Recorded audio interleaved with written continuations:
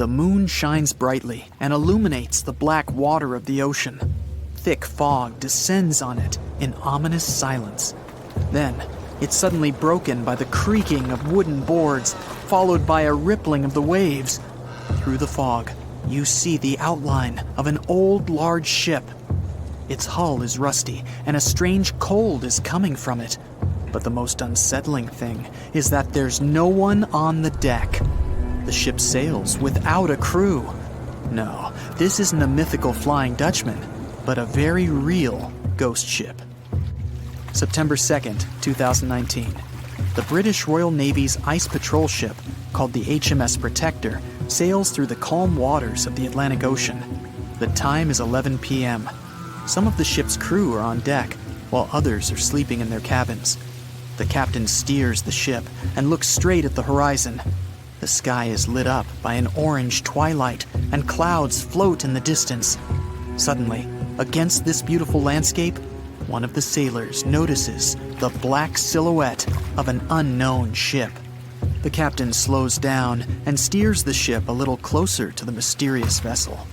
This is an old cargo ship, 250 feet long. Attempts to contact the crew members lead to nothing.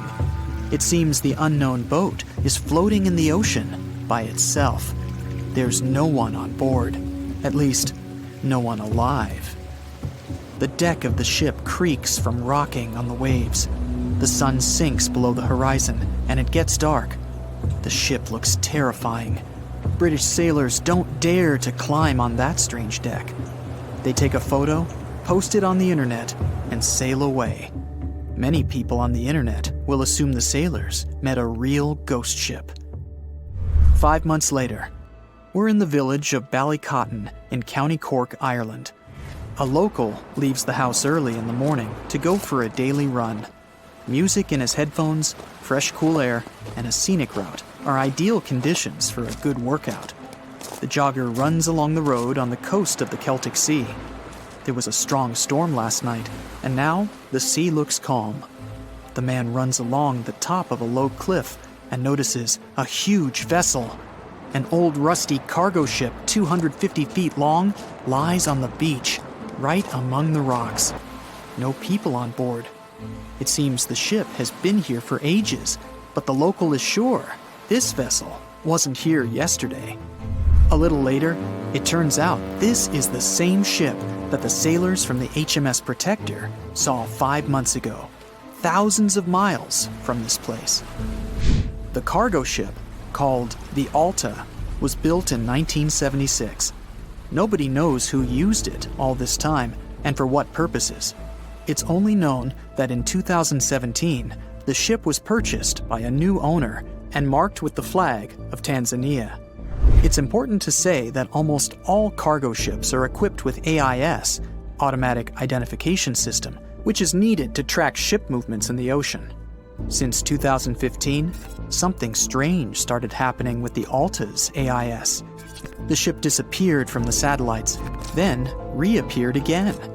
Over the past few years, this ship had changed several names and flags. It's not surprising that its AIS shut off and turned on numerous times. It's said that some of those who disable AIS on their ships do so to hide outlaw activities. The ship's captain, whoever it was, clearly didn't want to show the Alta's movements. As AIS showed in 2017, the ship had sailed near Greek port cities. The Alta made 12 stops in 3 such cities in different parts of Greece. Then, the AIS signal disappeared, and 10 months later, the Alta reappeared near the northern coast of Africa, 1,200 miles from Greece. In September of 2018, the ship was sailing about 1,400 miles southeast of Bermuda, and at that time, the crew members started having problems. There were 10 people on board the Alta. On September 19th, the ship's engine failed right in the middle of the Atlantic Ocean. The nearest shore was very far away. The ship began to drift. As days passed, the crew couldn't fix the vessel. Food supplies were running low. The crew started to panic and tried to contact someone. The situation got worse as a strong hurricane was approaching the place where the ship broke down. crew members contacted the U.S. Coast Guard. On October 2nd, a helicopter headed towards the ship. Food and water were unloaded on the Alta. This was enough for the crew to bide their time for several days. About a week later, a rescue boat sailed about 1,500 miles to reach the Alta and help the stranded sailors. Shortly before the start of the hurricane, American rescuers succeeded. The entire crew of the wrecked ship was taken to Puerto Rico. The Alta remained drifting in the ocean. After a while, another ship arrived to tow it to the coast of Guyana. Then, something went wrong again. The ship was hijacked. Who did it and why remains a mystery to this day. But then, for some unknown reason, the thieves decided to abandon the ship and left it to drift in the ocean. For almost a year, the ship's location couldn't be tracked. Then, in September 2019, the vessel was found by the British Royal Navy. How the Alta was able to cover the distance across the Atlantic and wash up on the coast of Ireland is unknown. An investigation has been launched in Ireland. It's necessary to identify the owner of the vessel and find a responsible person to take on the task of towing it. But no one has since been found. Once, an unknown person called the Irish authorities and introduced themselves as the owner of the ship, but didn't provide any evidence. Several barrels of oil were found on board the Alta. To dismantle the ship, the Irish authorities will need to spend about 10 million euros. Local residents are annoyed by the wreck too. Corroding metal is bad for the environment, and kids have already snuck on board and posted a video on the internet from inside the abandoned ship. The further fate of the Alta remains unresolved. It's still lying there. That ship sailed in the ocean for just 2 years. Now imagine if some other managed to drift for 38. In all that time, no one could catch this ship, and people still seek it. That vessel is called the SS Baychimo. It was a merchant ship owned by a Canadian trading company. In 1931, the ship got stuck in ice off the coast of Alaska. A strong snowstorm began. The team waited a week for it to end, but the storm only intensified. One day, the weather improved a bit, and part of the team was evacuated to the nearest city. Another part of the crew, with the captain, set up camp near the ship. The storm started again and didn't stop for a long time. The blizzard was so heavy that the ship's captain couldn't see beyond his arm's reach. Finally, when the storm was over, the captain saw that the ship simply vanished. He decided the Baychimo sank during the storm. A week later, the ship was found, drifting near the place where it was lost. The hull of the ship was damaged so badly that it was unsafe to sail on it. The captain decided to abandon the ship. However, it didn't sink. For the next 38 years, it was drifting at various points along the Alaskan coast. Several times, people climbed on the ship, including native Alaskan residents and a group of researchers. Attempts to save the vessel from the sea ended in failure. The salvage operations were hampered by drifting ice and bad weather. The last time it was seen was in 1969. The ship was frozen and blocked by the ice. In 2006, the government created a special project to find the Baychimo. However, in all these years, the ship still hasn't been found. Its fate is unknown. It's likely that the ship has finally found peace and is now lying on the seabed of the Chukchi Sea. They said it was the most technologically advanced ship. They said it was unsinkable.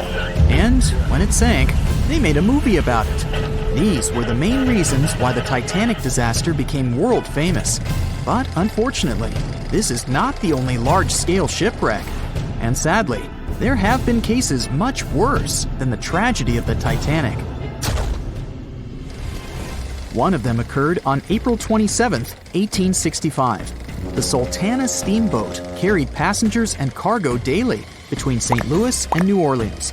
It was a pretty large wooden boat with 3 decks and was 260 feet long and 70 feet wide, almost twice the size of a basketball court. The ship could carry about 350 passengers. But on that unfortunate day, more than 2,000 people were on it. On April 23rd, she was making a routine voyage from New Orleans when it broke down. Something was wrong with the boiler, so the vessel docked in Vicksburg for repairs. At the port, the ship's captain, James Cass Mason, found out about an excellent opportunity to earn a lot of money. All he needed to do was to transfer a large group of former prisoners to the north. The captain agreed to do it, but the problem was that the boiler required a lot of time to repair. Mason was afraid that his competitors would take the job, so he decided to sail despite the malfunction the ship had. He patched up the holes in the boiler instead of a big repair and invited all the ex-prisoners on board. So, there was a broken boiler, an excess number of passengers, a lack of lifeboats, and not the best river conditions. Also, the captain refused to send the ex-prisoners to the hold, so they were all with ordinary passengers. There were strong chances for a shipwreck, but the greedy desire to earn more money was stronger. The Sultana went on a voyage and sailed up the river for 2 days. At this time, one of the biggest Mississippi floods in history began. The river overflowed its shores because of the flood, with the water level rising several feet. All the trees on the shore disappeared, and only the tops were sticking out of the water. The ship sailed opposite this powerful current, making the boiler work too hard. On the evening of April 26th, the Sultana arrived in Memphis, Tennessee, and they loaded even more, 120 tons of sugar and 200 passengers. She got incredibly heavy. Around midnight, the ship continued its dangerous journey. The captain sailed to barges to load a shipment of coal. At 1 a.m., the vessel left the barge. At 2 a.m., the broken boiler, unable to withstand the load, suddenly exploded.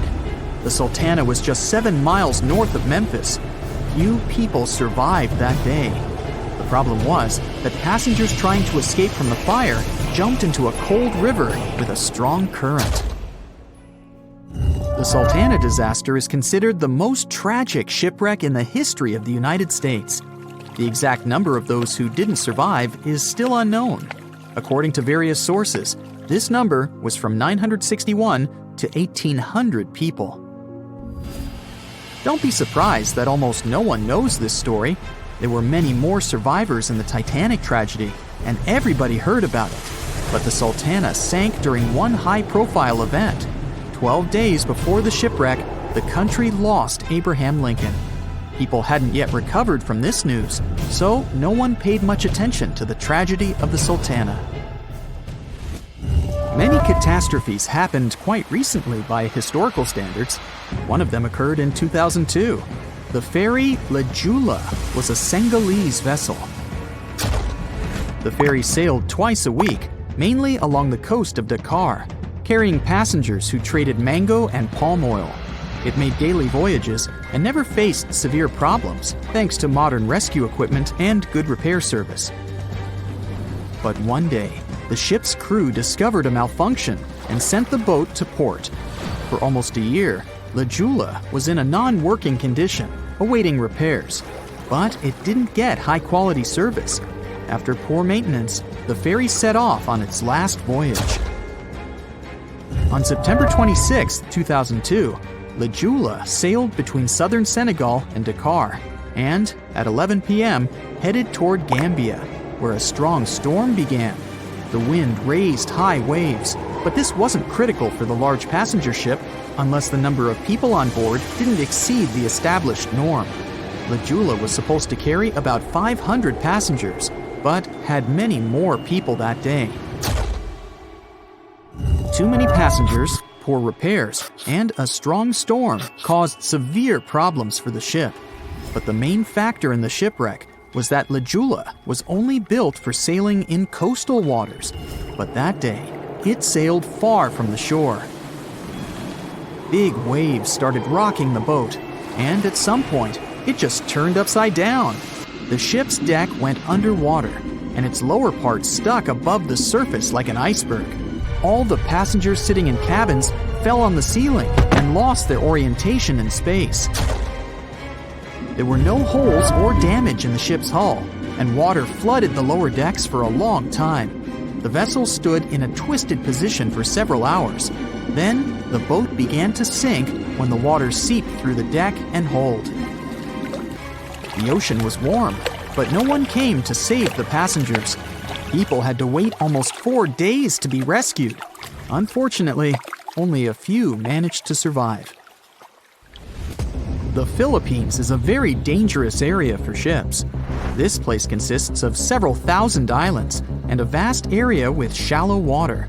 Ships can run aground and damage the hull with reefs and pitfalls. On September 20th, 1987, one of the most terrible disasters in navigation history occurred there. A Philippine passenger ferry called Dona left one of the islands and sailed toward Manila. The sun was shining, the ocean was calm, and the visibility was good. But for some reason, the crew members didn't notice how the tanker Vector was approaching them. The two ships collided at low speed. The collision wasn't strong, but the problem was that the Vector had tons of oil on board, and the Dona crashed into the cargo hold where that oil was stored. So it spilled all over the ocean, and then a spark slipped through. Not only did the two ships catch fire, but also filled with water. Both ships sank in a matter of seconds. Only a few dozen people survived that disaster. On September 27, 1854, the passenger ship Arctic sailed from Liverpool to New York. The fog came rolling down, and visibility got really bad. Another boat appeared out of the thick white haze, the French steamer Vesta. The ships were close enough to each other that a collision was inevitable. The French vessel was smaller, so it seemed to the Arctic's captain that Vesta had received a lot of damage. And while he was staring at the other ship, his boat got quickly filled with water. The captain gave the order to sail to the shore as fast as possible, but the ship's engines stopped working because of the flood. Then the ship's crew started to lower lifeboats with women and kids. Still, when rescuers found lifeboats with people, it turned out that only 87 out of 400 people survived, 65 crew members and 22 passengers. Surprisingly, there were only grown men among them. The ship's captain survived by clinging to the wreckage. All newspapers wrote about this story as one of the most terrible and shameful tragedies in navigation history. The survivors were criticized because they didn't save women and kids, and the crew members were accused of violating the law, since the safety of passengers should be higher than the safety of sailors. But despite this, none of them were brought to responsibility. Unfortunately, shipwrecks still occur to this day, but fortunately, there are fewer of them than before, thanks to modern navigation systems and radar. But no technology can guarantee there won't be a super strong storm or any other emergency that no one can foresee. Thick fog is rising over the ocean as the sun is slowly sinking towards the horizon. It's hard to see further away than a few dozen feet, but that's enough to notice a hulking, skeletal shape in the distance. As your ship approaches the figure, your heart beats faster, and then you make out the details of another vessel, abandoned by the looks of it. Ghost ships do exist, and their mysteries aren't always solved. Take MV Joyita, for example. It was a wooden vessel built in 1931 as a luxury yacht. It had served well to various people over 20 years before it was bought by a Samoan sailor and became a merchant ship. In 1955, though, Joyita's service came to an abrupt and mysterious end. On October 3rd, it set sail for another trading voyage that should have taken no more than 48 hours. Delays happen in the sea, so when Joyita didn't arrive on October 5th as scheduled, there was little worry yet. But then it failed to come on the following day too. There was no distress signal or any other sign of Joyita's presence anywhere between its departure and arrival points. A search and rescue party was dispatched to find the ship, and for 6 days, they were scouting the area of nearly 100,000 square miles. On October 12th, the mission returned to the base empty-handed. Joyita vanished without a trace. It was only a month later that another merchant ship, Tuvalu, noticed the missing vessel far away from its route, drifting in the open sea and listing heavily. The sailors boarded the ship and found that all of its crew and passengers, 25 people total, were missing, along with all the cargo the vessel had been carrying. The radio was tuned to the International Distress Channel, meaning that the crew had been trying to ask for help, but they couldn't reach anyone because the radio cable had been damaged, limiting the range to 2 miles. The lifeboats were missing as well, indicating that people on board must have left the ship. Unfortunately, they seem to have taken the logbook with them, leaving the rescue team clueless as to what had happened. Even today, the mystery of MV Joyita hasn't been solved yet. No one knows where the crew and passengers had gone and what had caused them to leave. SV Carol A. Deering wasn't a ghost ship in the usual sense of the word. There were no sightings of it in the open sea.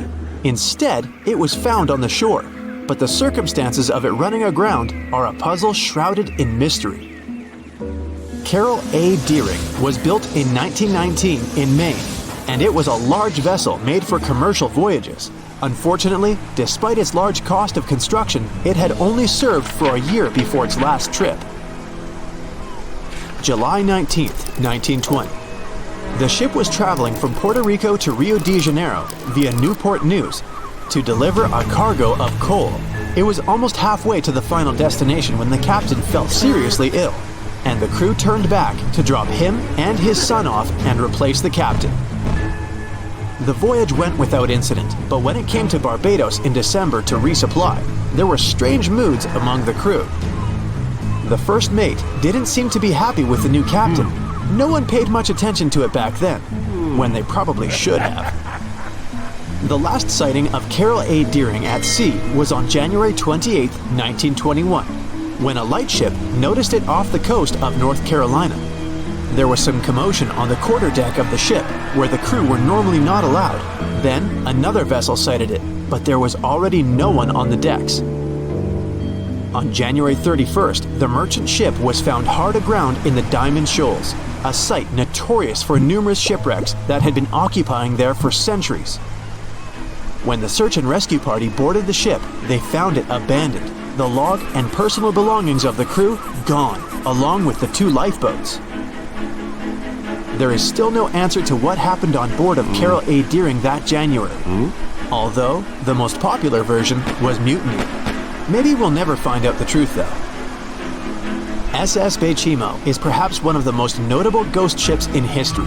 This large cargo steamer was built in 1914 in Sweden and plodded its way dutifully over 16 years, trading provisions for pelts with native tribes of Alaska and Canada. But then, on October 1st, 1931, Baychimo got caught in pack ice. At first, it seemed the crew would be able to wait it out and continue on their route because the ship broke free in a couple of days. But in less than a week, it became caught again, this time for good. In another week, a rescue party was sent to fetch 22 of the Baychimo's crew, while another 15 remained behind to wait through the winter if necessary and get the ship back. But a month later, after a powerful blizzard struck their camp, the sailors went out of their shelters only to find the ship gone. Luckily, a few days later, a native hunter told them Baychimo hadn't been lost yet. He'd seen it about 45 miles from where they had been stationed. They managed to track it down, but decided the ship wouldn't survive the winter, so they took the most valuable cargo from its hold and abandoned it. They were wrong though. SS Baychimo did survive that winter, and many more that followed. When the ice broke, it sailed away on its own, drifting listlessly along the shores of Canada and Alaska. There were numerous sightings of the ghost ship, sometimes adrift in the open sea, and at other times stuck in the pack ice again. People attempted to board and salvage it, but weather conditions or lack of equipment always prevented them.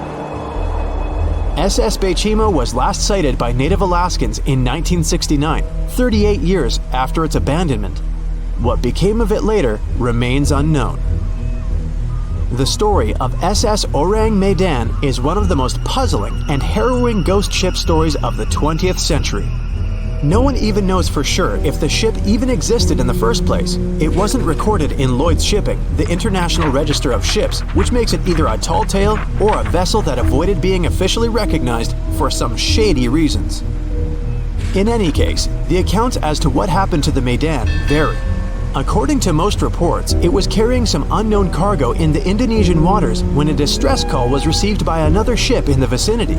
The officer on duty heard an SOS message, but its contents are different depending on the accounts. The message did not repeat, and the crew of Medan didn't answer to any attempts to contact it back. The ship that received the distress call hurried to the rescue, but they only reached the vessel the following day, when it was already drifting and slightly listing. When the rescuers boarded the ship, they found that none of the crew had survived. However, one lifeboat was missing, which implied that there was at least one crew member who managed to escape. What happened to the rest of the people on board remains a mystery to this day.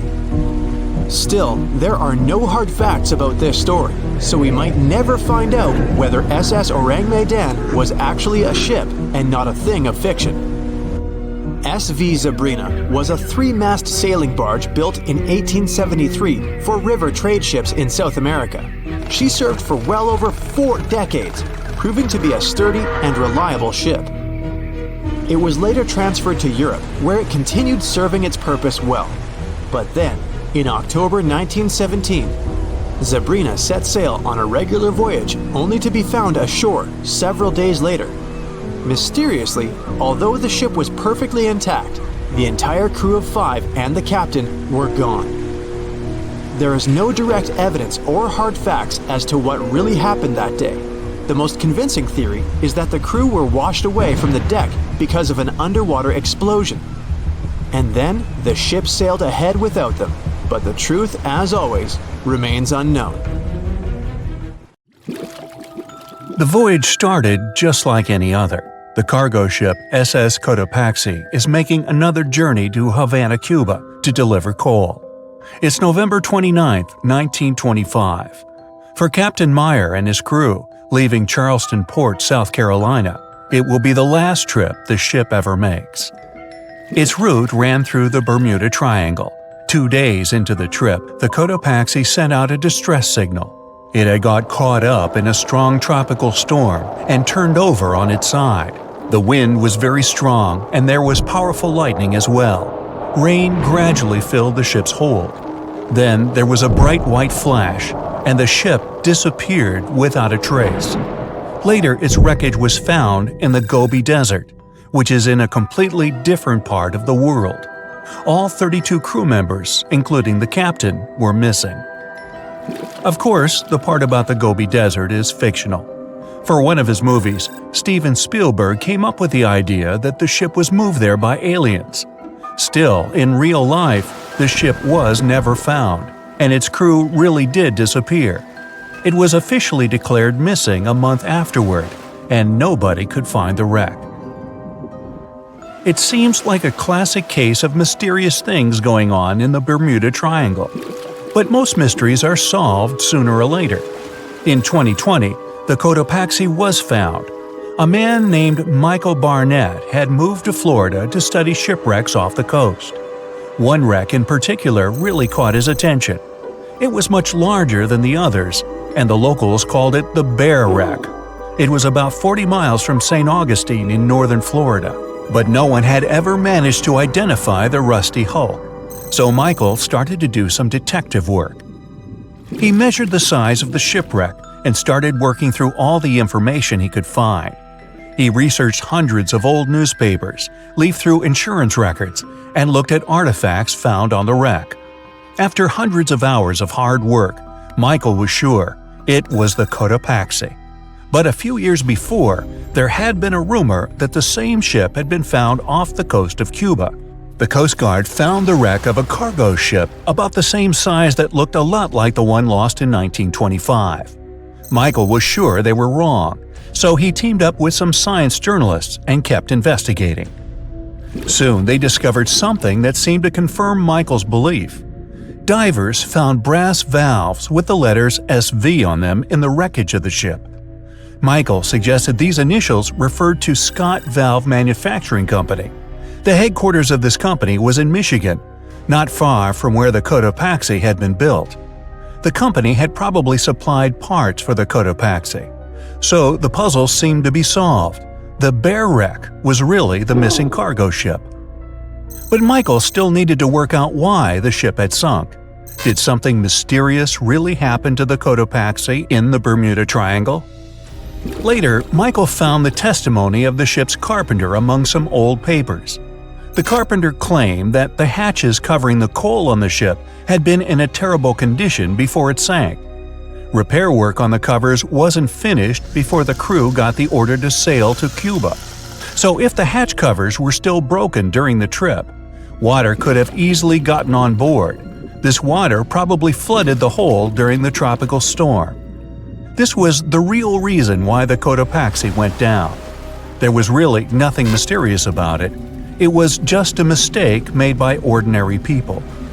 But this is just one example out of dozens, or even hundreds, where ships and planes have gone missing in the Bermuda Triangle. We still can't explain some of these incidents. It seems like there really is something weird going on there. One of these strange events happened in 1948. A passenger jet was headed for Miami from San Juan, Puerto Rico. It disappeared in the same area as the Cotopaxi. The 32 people on board vanished without a trace. The weather was clear throughout the flight, but experts think that when the plane was about 50 miles from the coast, it could have been hit by a strong wind that knocked it off course. Years later, a similar plane was found in the area of the Bermuda Triangle, but because no one could work out the registration, it was impossible to say for sure if it was the same one. Something even stranger occurred not long before, in 1945. 5 planes went missing all at the same time. Some trainee pilots were practicing their navigation skills, but when they'd finished, it seems they couldn't find their way back home and disappeared. Many people assume they just ran out of fuel. This seems likely, but still, the circumstances were really strange. The trainees were being supervised by an experienced pilot who had 2,500 hours of flight time. He would never have let a group of newbie pilots get that far away from their base. Even now, people still debate what could have happened. Some insist the pilots ran into something supernatural out there in the Bermuda Triangle. But who knows? And here's another freaky thing that happened there which no expert has been able to explain. Time travel. In 1970, Bruce Gernon was flying a plane from Andros Island to the Florida coast. When he was at 11,500 feet, a giant cloud appeared in front of him. It kept getting bigger and bigger, and he had no choice but to fly through it. As soon as he did, the plane was surrounded by darkness. It was as if the day had turned to night in a split second. Suddenly, Bruce began to see white flashes of light around him. They were so bright that they lit up the entire sky. But they weren't lightning bolts, although he couldn't really explain what they were. The plane continued through the strange cloud for almost a half an hour. Bruce noticed that the cloud changed shape during this time. The space around the plane turned into a tunnel. Then the tunnel started narrowing. Bruce became really tense as he tried to cope with the plane's controls. All his instruments and navigation equipment were going crazy, and the electronics stopped working. Then, a white light appeared at the end of the tunnel.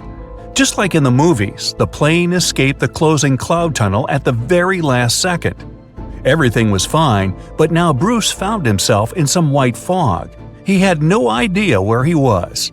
Then he managed to contact ground control. He was shocked when he learned that his plane was already in the airspace above Miami. It seemed that something impossible had happened. Bruce was meant to cover a distance of about 250 miles during the flight. This usually took 1.5 hours, but he had managed it in just 47 minutes, almost 2 times faster than normal. When Bruce landed, he went to check the amount of fuel left in the tank.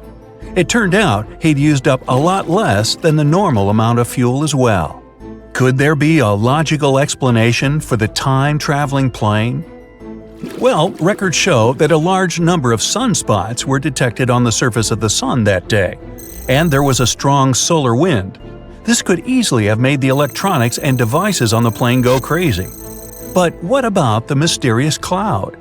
The Florida coast is a place where 2 large air currents meet.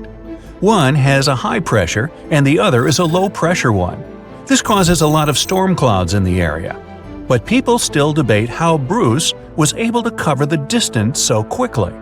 Some people say that some kind of mysterious dark energy was involved.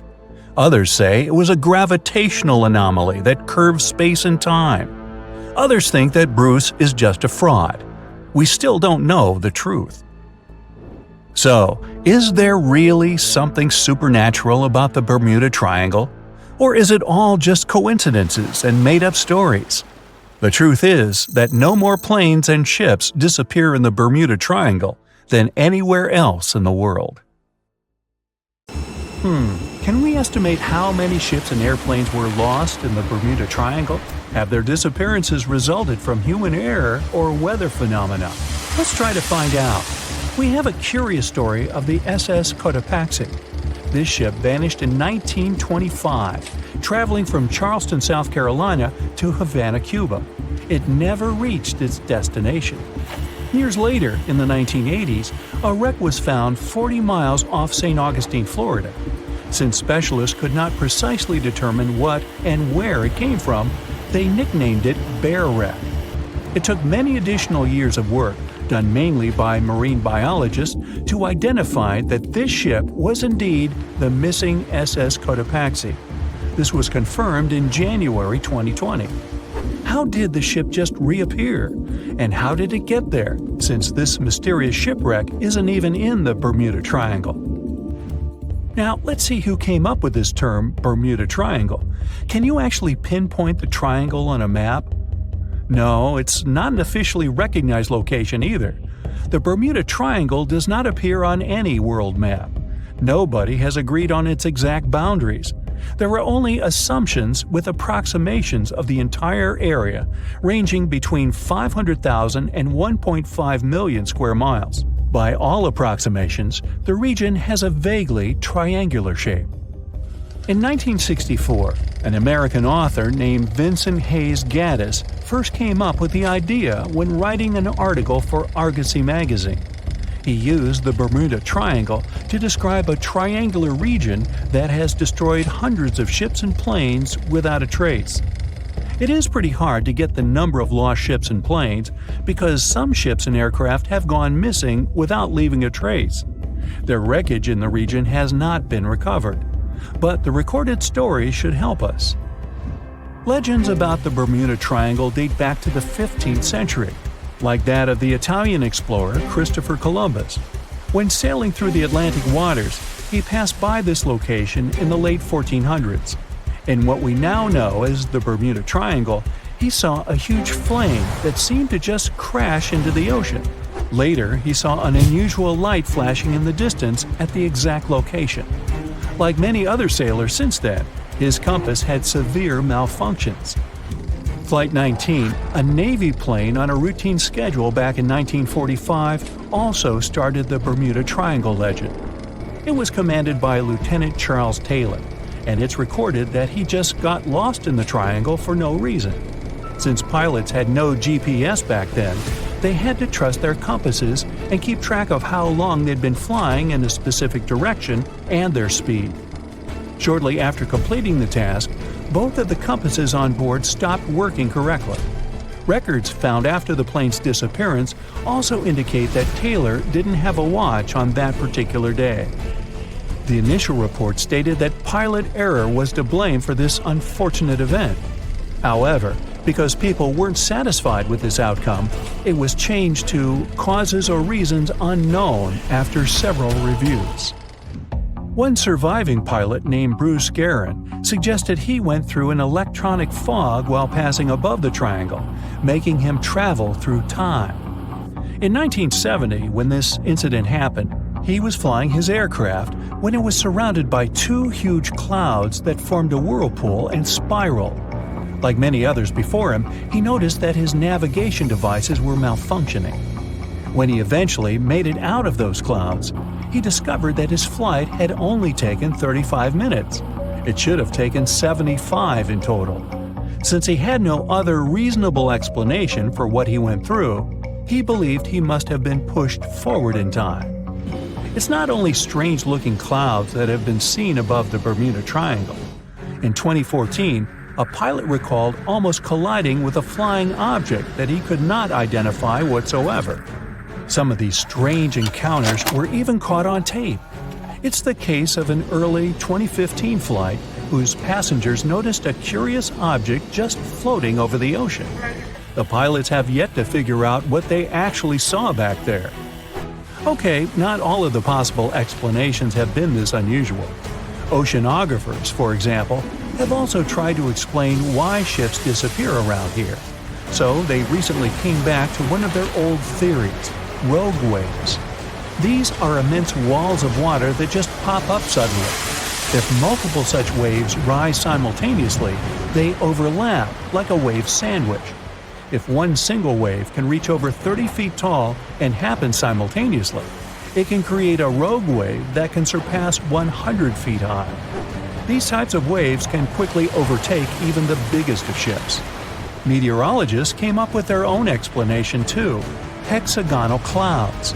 These unusual types of clouds can generate winds of up to 170 miles per hour, and they're pretty significant too, some reaching 20 to 55 miles across. As such, waves inside these wind giants can go as high as 45 feet. The Earth's own magnetic force might also have something to do with it.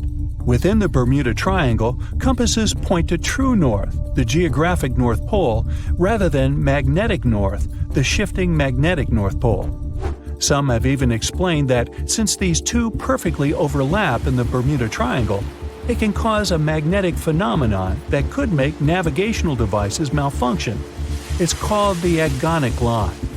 The problem is that scientists have discovered that this line moves each year.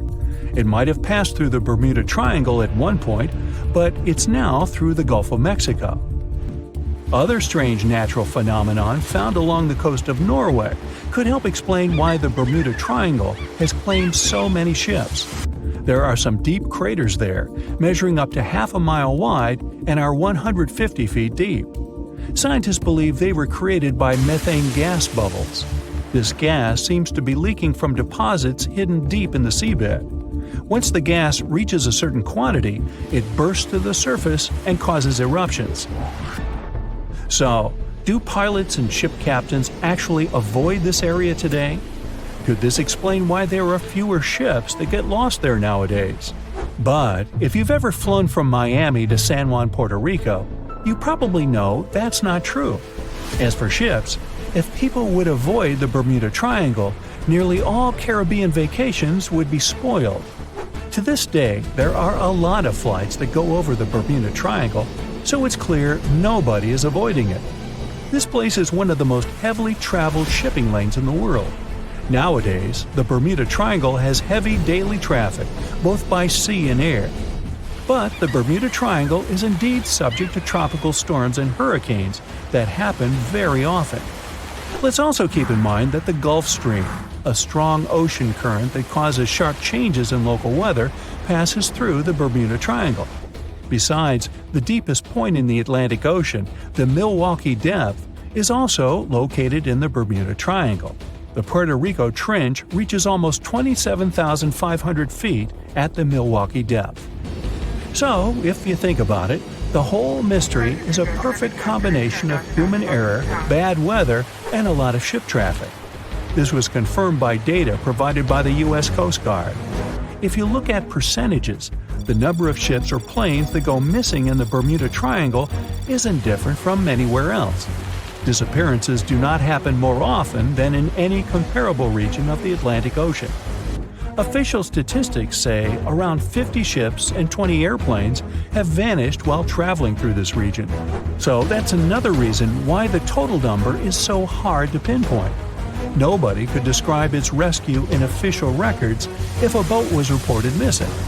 There are also some events that, it turns out, didn't happen at all, adding to those false reports, like that of a plane crash back in 1937 off Daytona Beach, Florida, that local papers surprisingly revealed nothing about.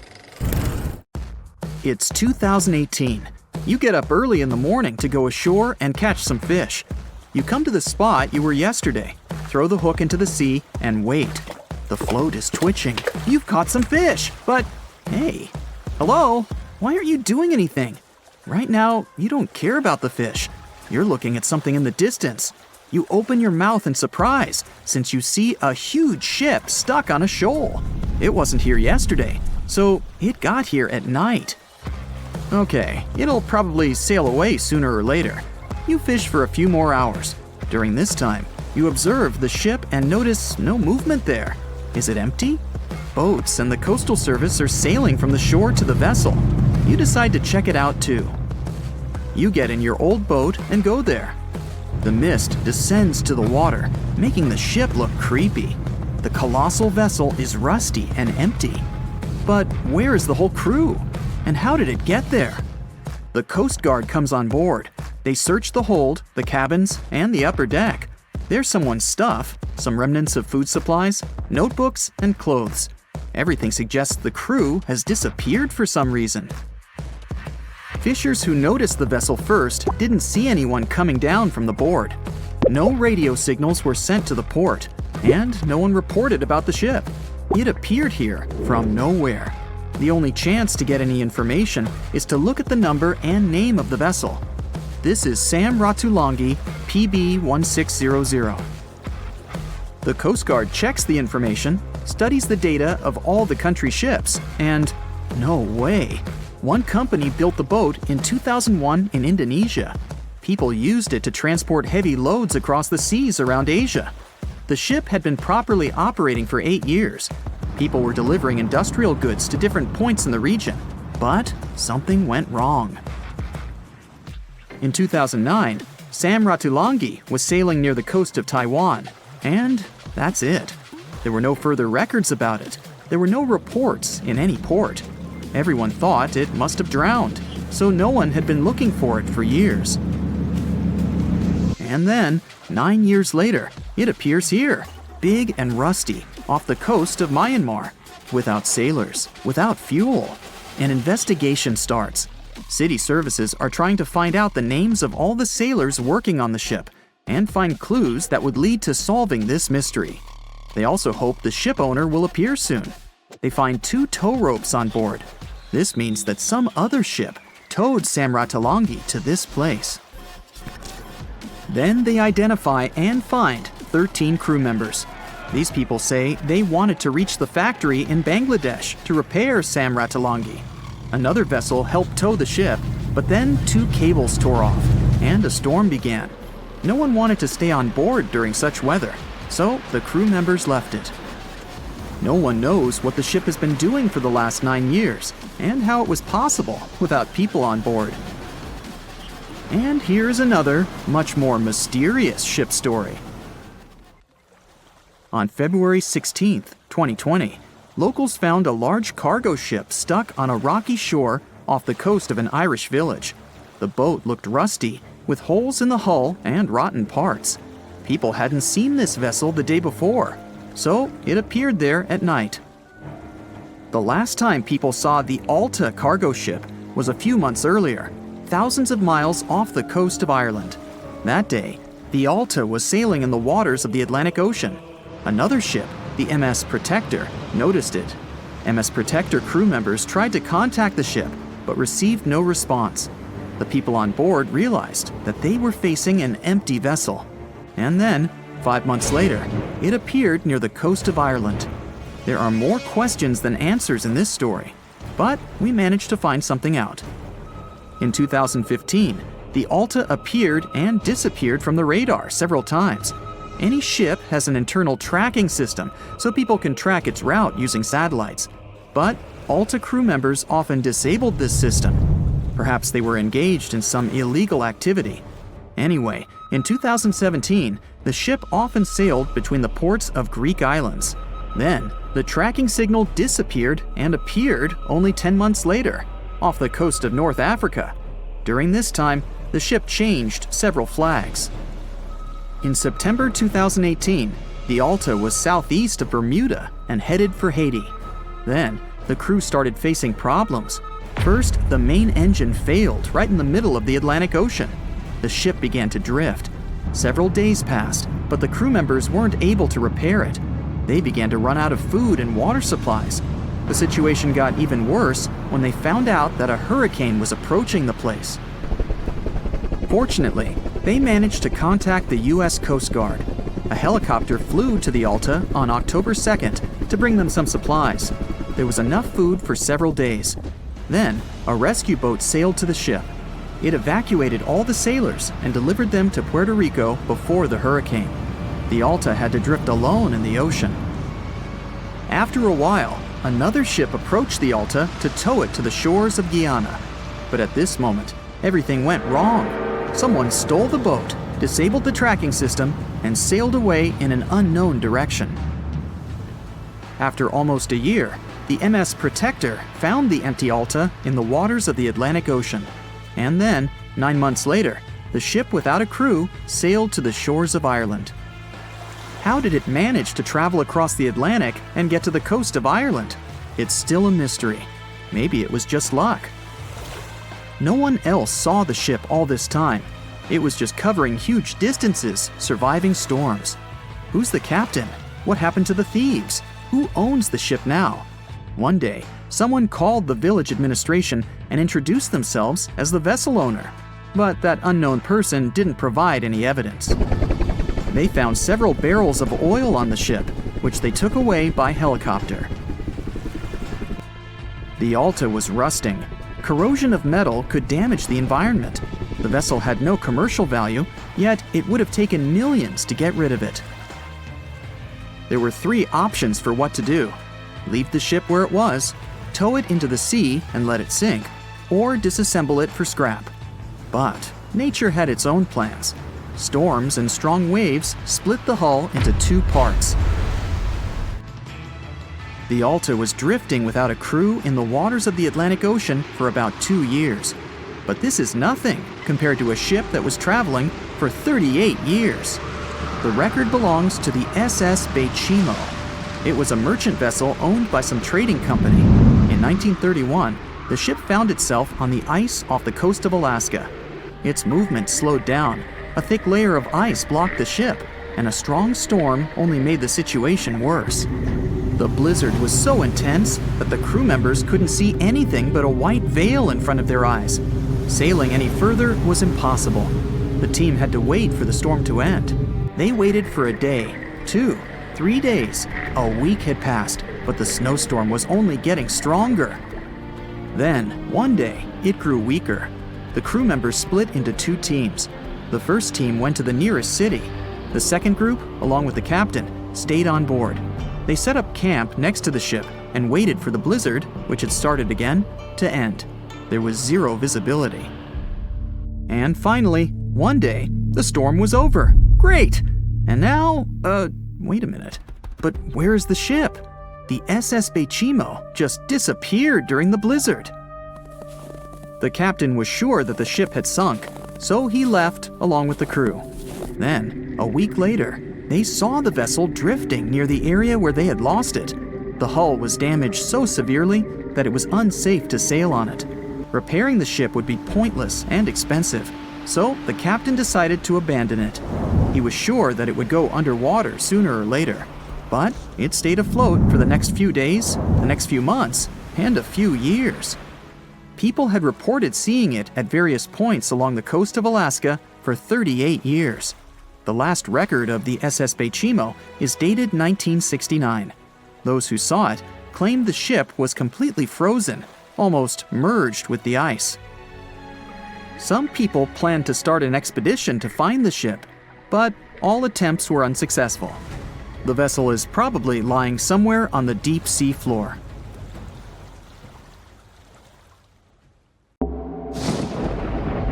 There's a ship drifting somewhere in the ocean without a crew.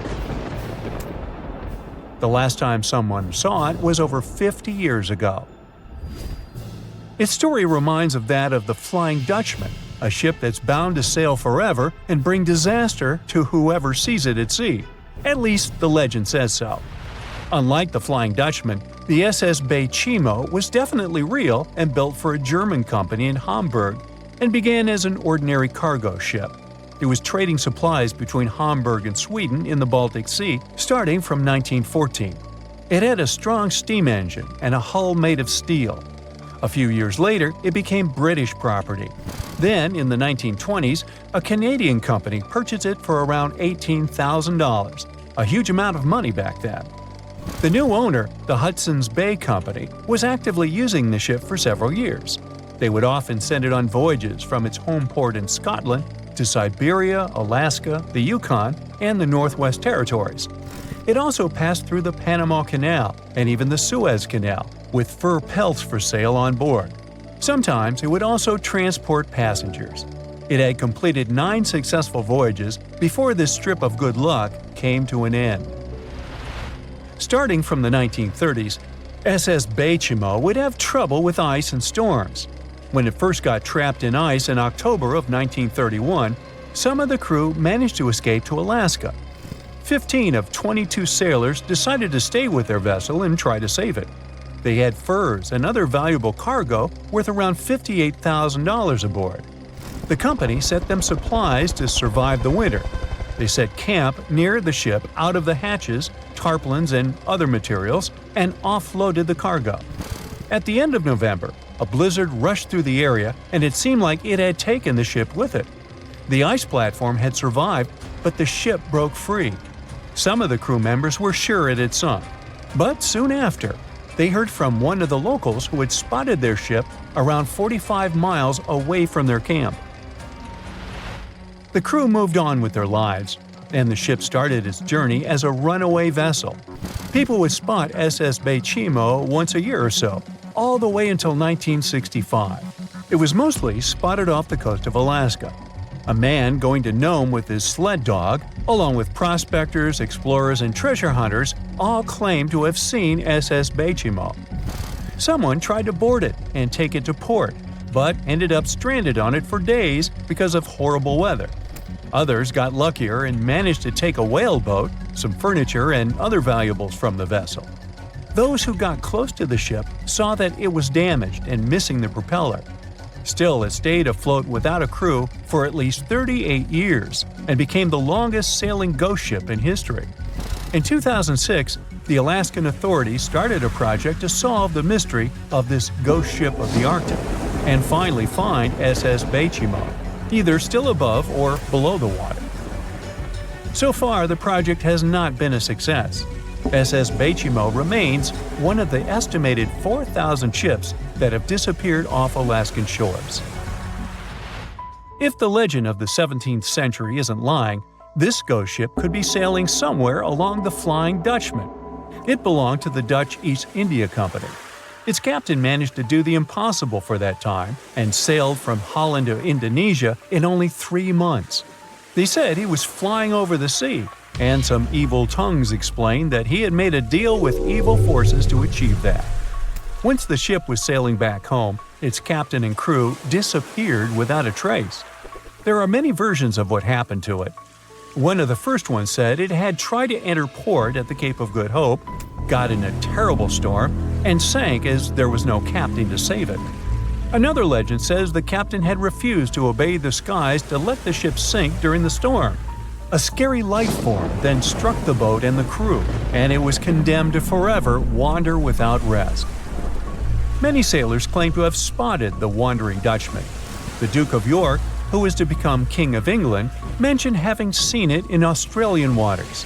Right after spotting the ship, the man who saw it first fell from the top of the mast and didn't survive. There were more encounters with this legendary ship up to the middle of the 20th century. Ships would nearly collide with it as the Flying Dutchman jumped out of the blue. Scientists have a more logical explanation for this mystery: Fata Morgana, not to be confused with Hakuna Matata. Now, when you're out at sea on a hot day and the air is all wavy, it feels like when you look at the road on a scorching summer day. That's because of something called atmospheric refraction.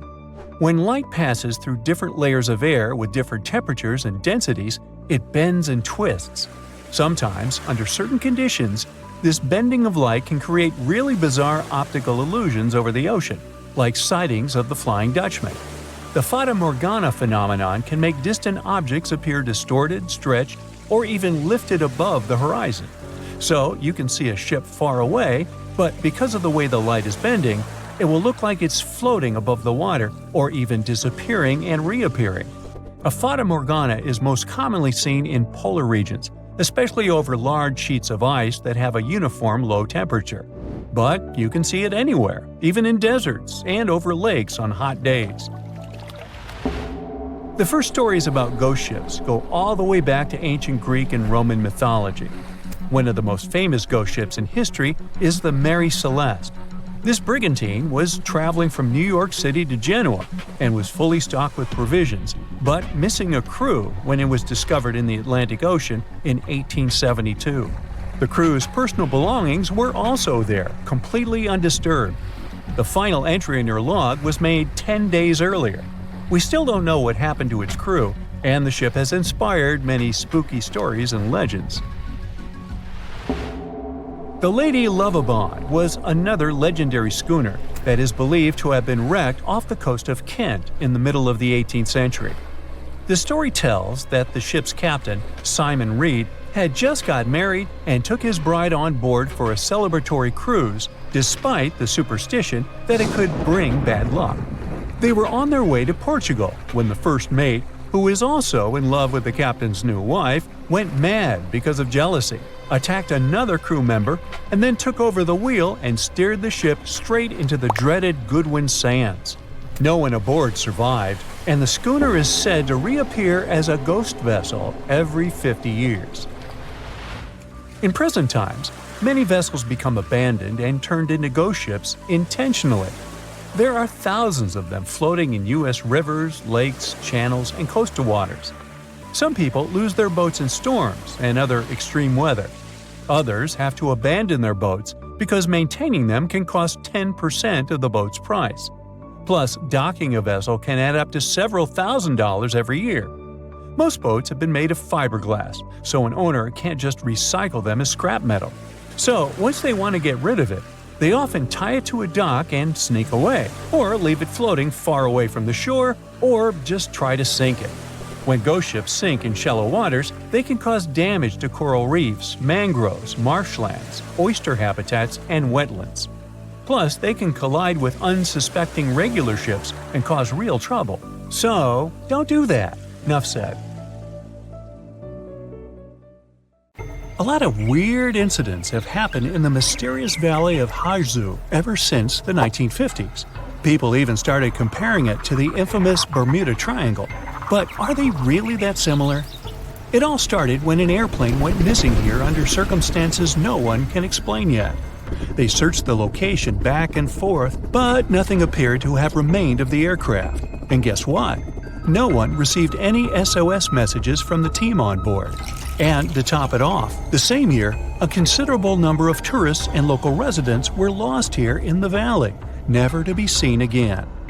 Speaking of the Bermuda Triangle, one can link its origin story to a series of mysterious disappearances of ships and aircraft, like the one that happened in 1945, when 5 planes and 14 people on board went missing in this location while doing routine training exercises. Even a thorough investigation didn't help to establish the cause of the incident. But that wasn't the end. Between 1945 and the mid-1980s, another 25 small planes went missing while going through the Bermuda Triangle, never to be seen again. And the search parties haven't recovered a single piece of these aircraft.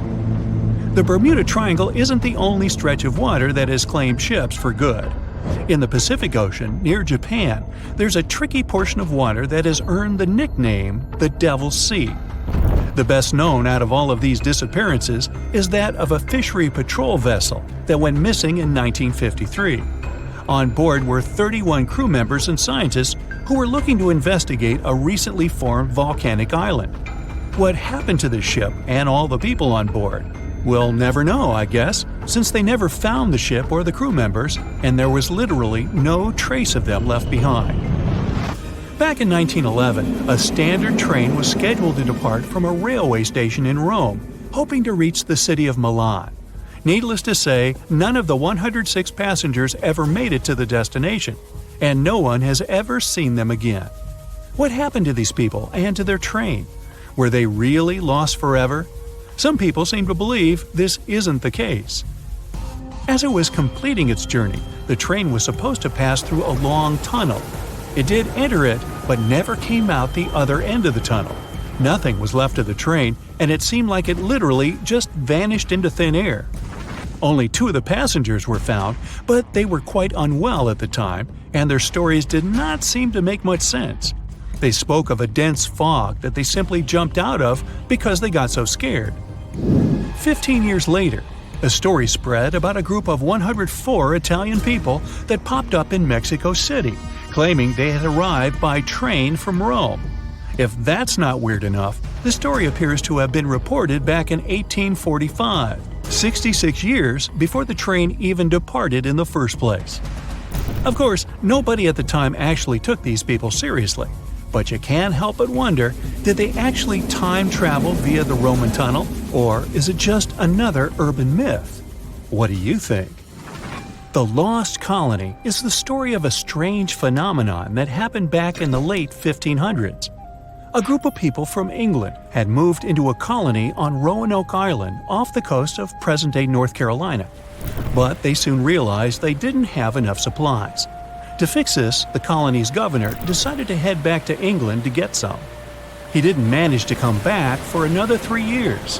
When he finally did, he was astonished at what was left behind. Nothing. The entire population of the colony was gone.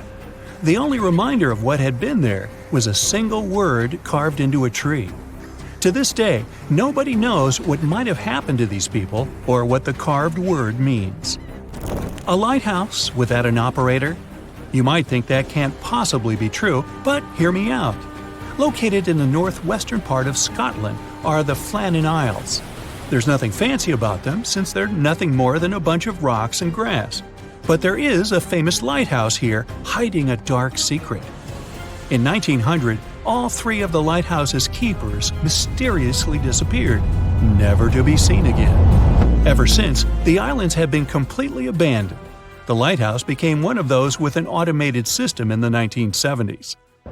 No list of places where things go missing could be complete without this mysterious forest located in Transylvania, a region in Romania. And no, it has nothing to do with the famous Count Dracula, if that's what you're thinking. It's called the Hoya Forest, and it's a place that has seen quite its share of unusual phenomena. Not only do people go missing here, but others have experienced all sorts of weird noises, from female voices to whispers. Some people claim to have time traveled between the spooky trees of the Hoya Forest. They say they had literally skipped a few hours before they went back. The Yellowhead Highway is a stretch of road located in British Columbia, Canada. One section of the road has received a lot of attention throughout the years, starting with the 1960s because of some mysterious disappearances. These events have earned it the nickname Highway of Tears. There is no reasonable explanation as to why people keep going missing here. What is more striking is that most of these people were young women. This triangular area that stretches above the desert and the Sierra Nevada mountains in the state of Nevada received quite a bit of attention because of a disappearance that happened back in 2007. A record-setting sailor, aviator, and adventurer named Steve Fawcett flew here in a small plane and then disappeared. They searched for Fawcett intensively for months, but didn't find any traces of him or the aircraft. 1 year later, the mystery of Fawcett's fate was finally solved when a hiker came across his ID cards, and later a search party found the plane's wreckage. It's one of the most visited natural resorts in the world, but Yosemite National Park carries some dark secrets of its own. Despite its beauty and abundance of wildlife, a total of 45 people went missing right here in this location. No one knows what happened to them. Hey, maybe we should ask the local bears. They might know something. There are even stories of people that disappeared from one region of the park only to pop up in a completely different location. This hasn't stopped over 3 million people that visit the park each year from wandering around this location, though. Whenever a ship happens to sink, you'd expect to at least find pieces of it on the bottom of the sea, right? Well, not if you're traveling through Lake Superior. It's located along the border of the United States and Canada and became famous because of the great number of ships that went missing here. It may have something to do with the stormy winds, of course, but that doesn't explain why some ships simply vanish altogether, without a single piece of them ever to be found, not even at the bottom of the lake. It does gather a lot of tourists each year, though. They come here to scuba dive and see the remains of some of the ships that still lie here. The bottom of this lake even contains what's left of the notorious SS Edmund Fitzgerald. Back when it departed on June 7, 1958, it was the largest ship on North America's Great Lakes and, to this day, remains the largest ship ever to have sunk in the area. Similar to other events, the exact cause of the shipwreck remains a mystery.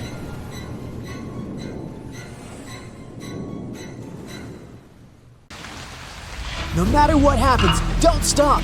We almost got it! Two treasure seekers are digging frozen ground in a cornfield at night. It's raining hard, lightning is flashing, but these two guys keep working. And now the shovel hits something solid. No way! A treasure chest! They start digging faster and find a piece of a ship's engine. What the? Far from the seas and lakes, somewhere under the fields of Kansas City, they found a giant sunken ship. How is this possible? Now you'll see. Some people spend their lives searching for shipwrecks with treasures underground. One of them is explorer David Hawley. He's been looking for such ships far from the seas, rivers, and oceans for many years. He does this because he likes the feeling of adventure. The holds of these ships may contain chests of gold, antiques, and artifacts. And you can get a lot of money for them. David says you don't have to go into the ocean to find a sunken ship. They may be lying in your backyard. But why do ships end up buried underground among fields, farms, and plains? Let's find out using the example of Steamboat Great White Arabia. According to old records, the newspaper clippings, this ship had been carrying about 200 tons of treasure before it sank in 1856. Many rumors and local legends said the ship was lying underground, a few miles northeast of Kansas City. It was there because people deliberately altered the riverbed and channels of the Missouri River in the second half of the 19th century. They artificially brought the shores closer to each other. They narrowed the river to increase the flow's speed, so boats could sail much faster. In the 19th century, steamboats were the most popular means of transporting passengers and goods. Before railroads, they extended the western border across the Mississippi and Missouri rivers and brought supplies to people. That's why it was so important to increase the speed of their movement. So, on September 5, 1856, Arabia was sailing along such an estuary. It came across a snag sticking out of the water. A piece of log quickly flooded the ship. Fortunately, all passengers were evacuated. But the steamer and its precious cargo reached the silt bottom of the Missouri River in a few minutes. Several years had passed. Everyone forgot about the vessel. During this time, the course of the Missouri River had changed. But Arabia remained under the wet, muddy bottom. The soil level above it was getting higher, and the ground was losing moisture.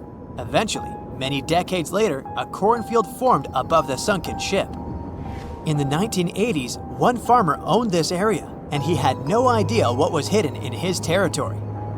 David Hawley carefully studied the history of the sunken ships of the USA. He knew that hundreds of steamers had gone underwater all over Missouri, but most of all, he was interested in Arabia, as there were rumors that it was filled with gold and other valuable things. The territory of cornfields in Kansas was vast, but David Hawley knew how to search properly. In 1987, he started working. First, together with his brother and father, they collected all the clippings from old newspapers they could find. They were looking not only for information about the steamer, but also for maps of the Missouri River. They tracked its historical changes, checked the dates, and identified a large area where the steamer sank. Next, they used electromagnetic testing and other geological stuff to study the soil and find the right place. They searched for differences in ground moisture and density. Then, they went through the territory with powerful metal detectors. And so, by the fall of 1988, they had determined the location of the steamer. Arabia was the size of a football field. This gigantic vessel lay 45 feet underground, 4 stories down. But before they started excavating, they had to ask the owner of the cornfield for permission. For the farmer, this news was a big surprise. He agreed on the condition that the excavations would be completed by spring so that he could sow a new crop. Digging a giant ship in winter is much more difficult and expensive than at other times. It includes additional equipment, electricity, and heating costs. The team worked day and night. They financed the excavations out of their own pocket. Each invested more than $10,000 and took out a bank loan. Finally, they noticed the first details of the ship. The shovels hit the huge engine boilers and the deck.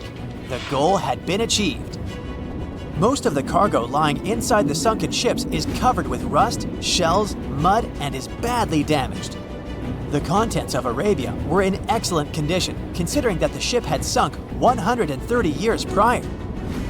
Unfortunately, they didn't find the chests of gold. Still, they got several tons of other valuable cargo, household items of people who lived in the middle of the 19th century. It was a time capsule. The ship was carrying supplies for hundreds and thousands of people, and all these things were perfectly preserved. For example, they could clearly see the brand stamp Goodyear Rubber Company on one rubber shoe. The longer the excavations continued, the more things David and his team found. In the barrels, they found plates from the 19th century. They were intact and usable. Also, there were clean clothes, thousands of pairs of shoes, harpoons, frying pans, and umbrellas. The ship was carrying cargo to supply about 16 small towns. Yes, it's not gold, but such artifacts are also precious. The contents of the ship could be worth millions. However, the crew wasn't going to sell these things. They made a museum on the site of a former fruit market in Kansas City. If you go there, you will immediately feel like you're in a department store of the 19th century.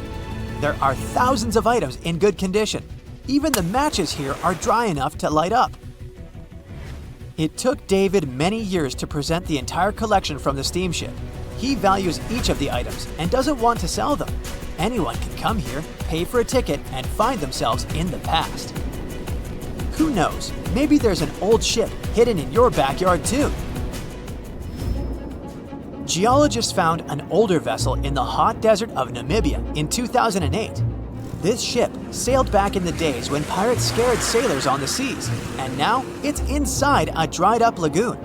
The ship sailed from Lisbon in 1533 and disappeared with the crew near a small diamond mining town.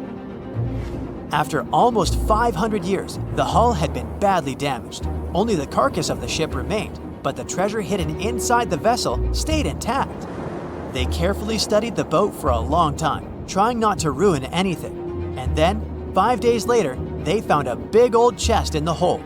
Carefully opening it, they found gold coins there.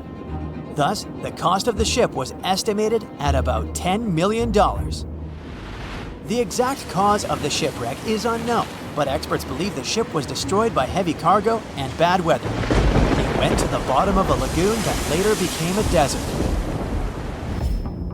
Some find an airplane in their backyard, others discover a ship, and one man found a passage to an ancient secret city in his house.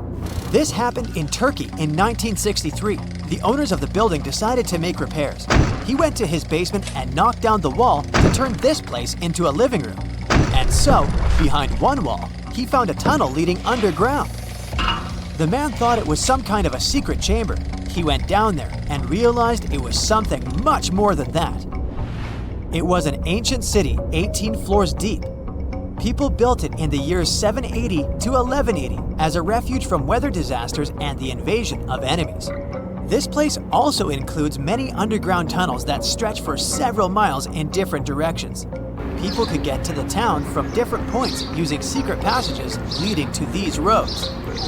The city can accommodate about 20,000 residents, livestock, and tons of food supplies.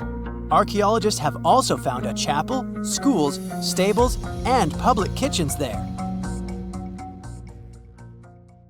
Do you know the feeling when you've been trying to solve one mystery for your entire life? Nope? Well, Detective Anderson does. During almost 30 years of working for the police, he solved many riddles, caught hundreds of robbers, and helped save thousands of lives.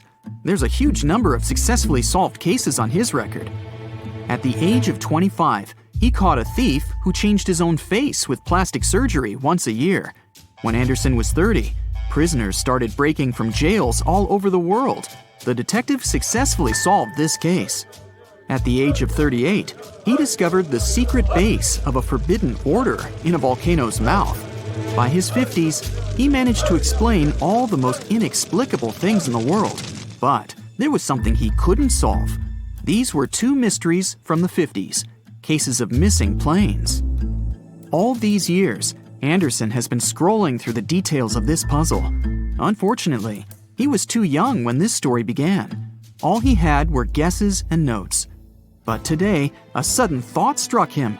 For the first time in many years, he felt that he could finally solve this mystery. But to do this, he had to immerse himself in this story again. So he opened the closet and pulled out 2 old magazines with detailed articles about these incidents. The first one happened in the summer of 1955. July 1st, PanAm Flight 914 was about to depart from New York Airport with 61 people on board. The plane model was a Douglas DC-4. It differed from modern aircraft, having giant propellers instead of turbines. So, all passengers fastened their seatbelts. The plane started taxiing down the runway, sped up, and took off. It went high into the sky and out of sight.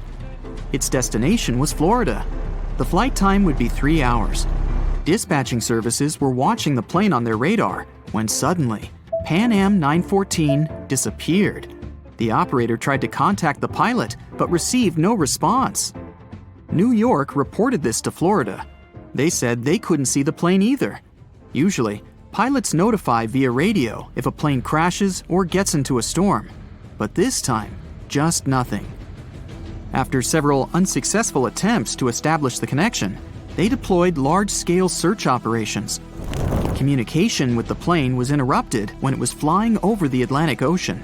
Therefore, the air company had to admit the aircraft crashed into the water. But this version had no proof. When planes fall that way, rescuers find floating debris. Some parts of the cabin or luggage always get to the surface. This time, rescuers found nothing. The plane didn't transmit any distress signals and didn't leave any traces of the crash. It seemed like it just disappeared into thin air. People forgot about this disaster for 37 years. And then, something bizarre happened. 1992, Venezuela, Caracas Airport. The control tower received a signal about an unknown aircraft approaching them. It was weird because it wasn't supposed to be there. There were no flights scheduled for that time. The plane was landing. The dispatcher and the rest of the airport staff understood that something was wrong here. The plane looked old, with huge propellers instead of turbines. After landing, the pilot contacted the airport. Where are we? The dispatcher asked him to identify himself. A few seconds later, he received an answer. We are PanAm Flight 914 departed from New York to Florida with a crew of 4 people and 57 passengers on board. The dispatcher didn't know what to do next. He and the airport staff understood what kind of plane they were looking at. What was this plane doing 37 years later and almost 1,240 miles away from its destination? After a few seconds, the startled dispatcher turned on the microphone and said, It is September 9th, 1992. You know that? A long pause followed. Then, the pilot responded in a panic. Oh no. Jimmy, where are we? No! Stay away! Let's go now! The airport staff saw the pilot waving his hands in horror through the glass. Then, he started the engines and took the plane to the runway. PanAm 914 increased its speed and took off. The dispatcher tried to stop him, but the pilot didn't respond. The plane disappeared into the sky, and no one else had heard of it since that day. Detective Anderson finished reading the article. He frowned and looked out the window. Raindrops were hitting the glass. The storm outside perfectly depicted what was happening in his mind at that moment. He seemed to know what had happened to that plane. All the clues were there, lying right in front of his eyes. But to know for sure, Anderson had to move on to the next case. It was another article, dated 1989. It happened in 1954. Santiago Airlines Flight 513 took off from West Germany Airport. The plane was due to land in Brazil in 18 hours. There were 88 passengers and 4 crew members on board. The plane hid behind the clouds and disappeared from all radar. Air traffic controllers were trying to contact the pilots, but didn't receive a response. 18 hours later, they called the airport in Brazil. Those dispatchers couldn't confirm this plane's landing and couldn't contact the pilots either. The search operation lasted for several months, but they found nothing.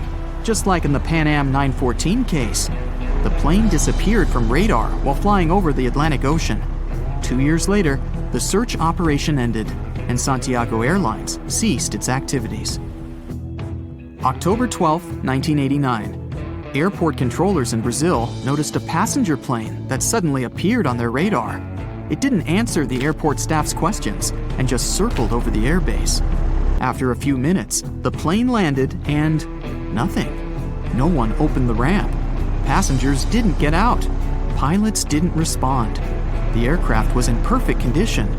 One of the dispatchers realized that this was the missing Santiago Airlines Flight 513 that had been considered lost for 35 years. Airport staff approached the plane and opened the doors.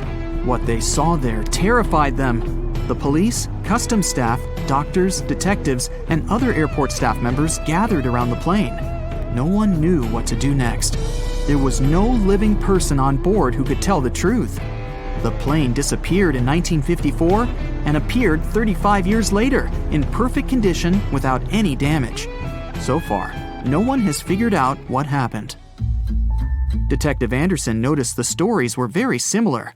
PanAm 914 disappeared in 1955. Santiago Airlines 513 vanished in 1954. The difference was almost a year. Anderson scratched his head and noticed another little detail. Both planes went missing from the radar the moment they were flying over the Atlantic Ocean. There are many myths about phantom ships and mysterious phenomena connected with the Bermuda Triangle. Detective Anderson knew these tales, but these 2 missing planes puzzled him. He looked at 2 articles and understood everything. Exactly. The solution was there, right in front of his eyes. Both stories were written in the same newspaper. There was no real dispatcher who communicated with the planes. Nothing was known about the passengers. No newspapers except this one published news about these missing aircraft. It seemed they just took the same story and changed the dates, locations, and names of flights. Yes, the case was solved. It was all fake. The rain stopped.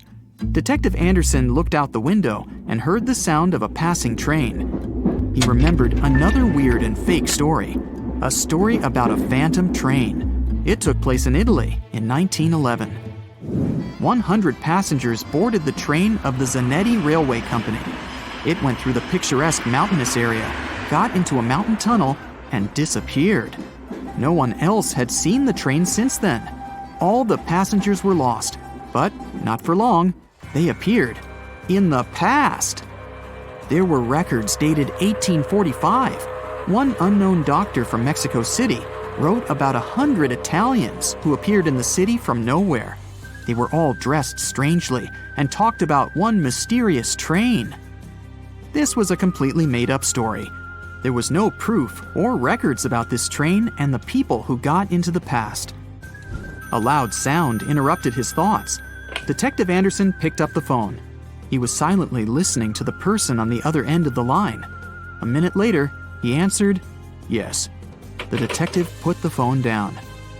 It was a new mystery for him. In the Sahara Desert, the locals noticed a huge ship lost in the South Pacific 27 years ago. There was no crew on board, no cargo, and no flags. No one knew how it appeared among the sand, but wet mud formed around it because of moisture. It seemed like the ship had just teleported there from the water. Perfect! No fakes this time. Detective Anderson put on his hat and left the office. But this story is for another video.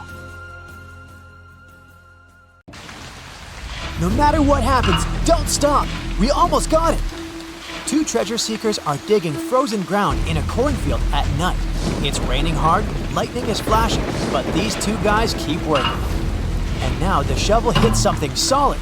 No way! A treasure chest! They start digging faster and find a piece of a ship's engine. What the? Far from the seas and lakes, somewhere under the fields of Kansas City, they found a giant sunken ship. How is this possible? Now you'll see. Some people spend their lives searching for shipwrecks with treasures underground. One of them is explorer David Hawley. He's been looking for such ships far from the seas, rivers, and oceans for many years. He does this because he likes the feeling of adventure. The holds of these ships may contain chests of gold, antiques, and artifacts. And you can get a lot of money for them. David says you don't have to go into the ocean to find a sunken ship. They may be lying in your backyard. But why do ships end up buried underground among fields, farms, and plains? Let's find out using the example of Steamboat Great White Arabia.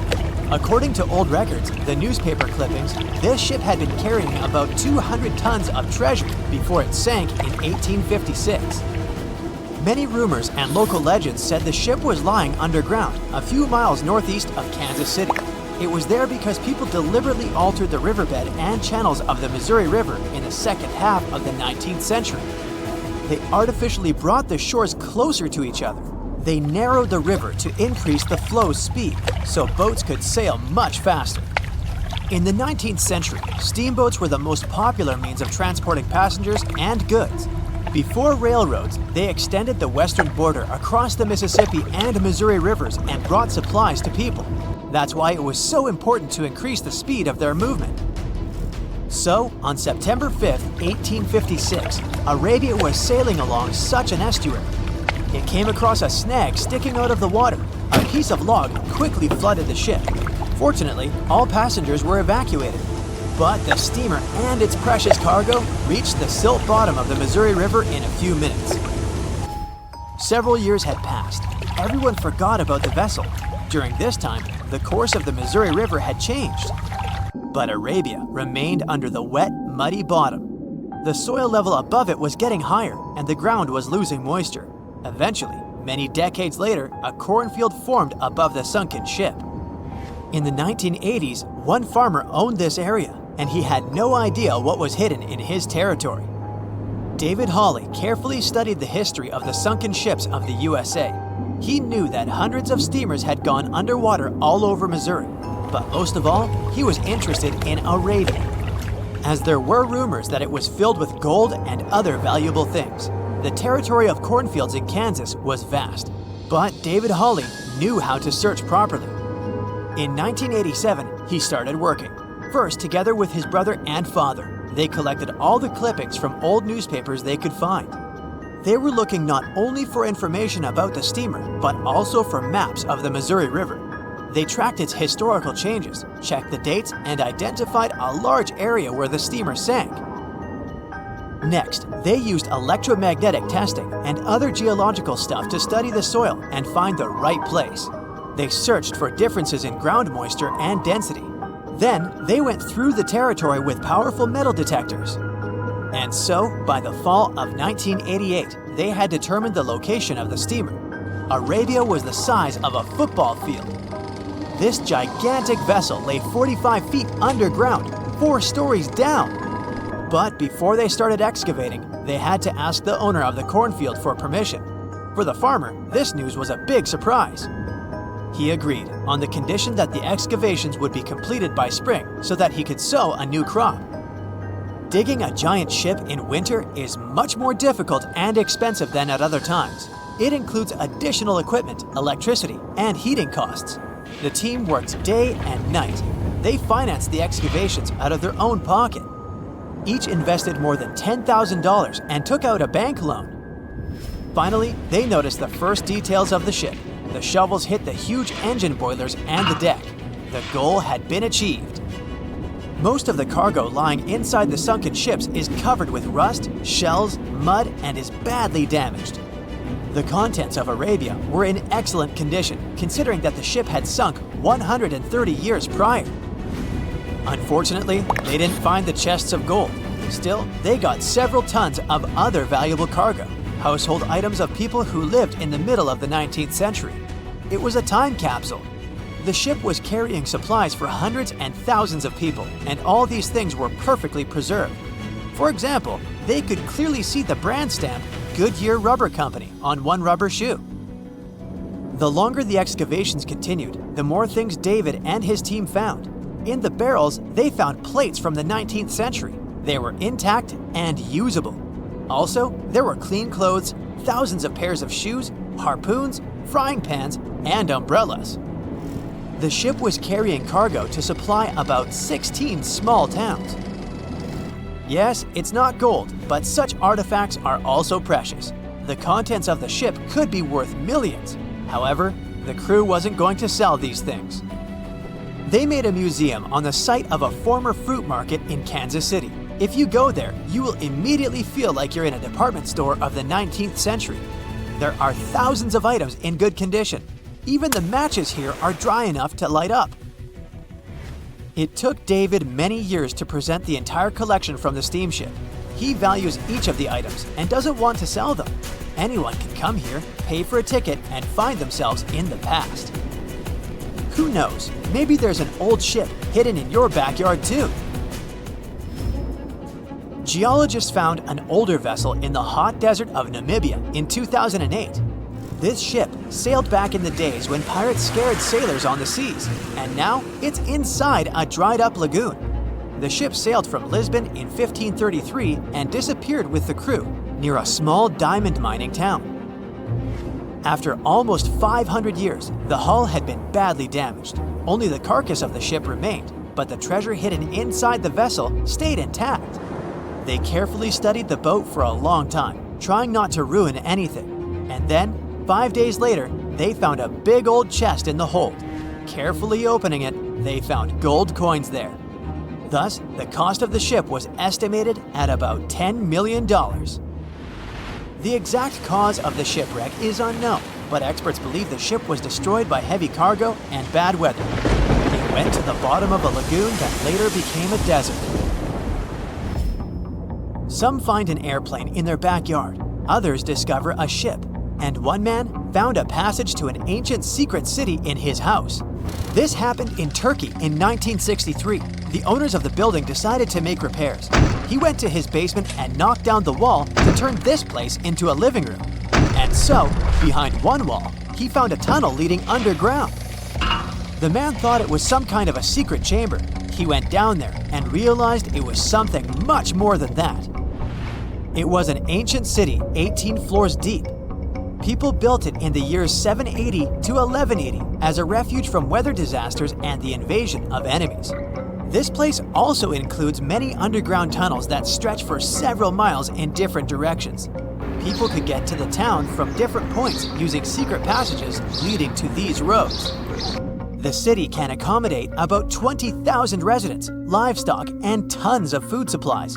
Archaeologists have also found a chapel, schools, stables, and public kitchens there.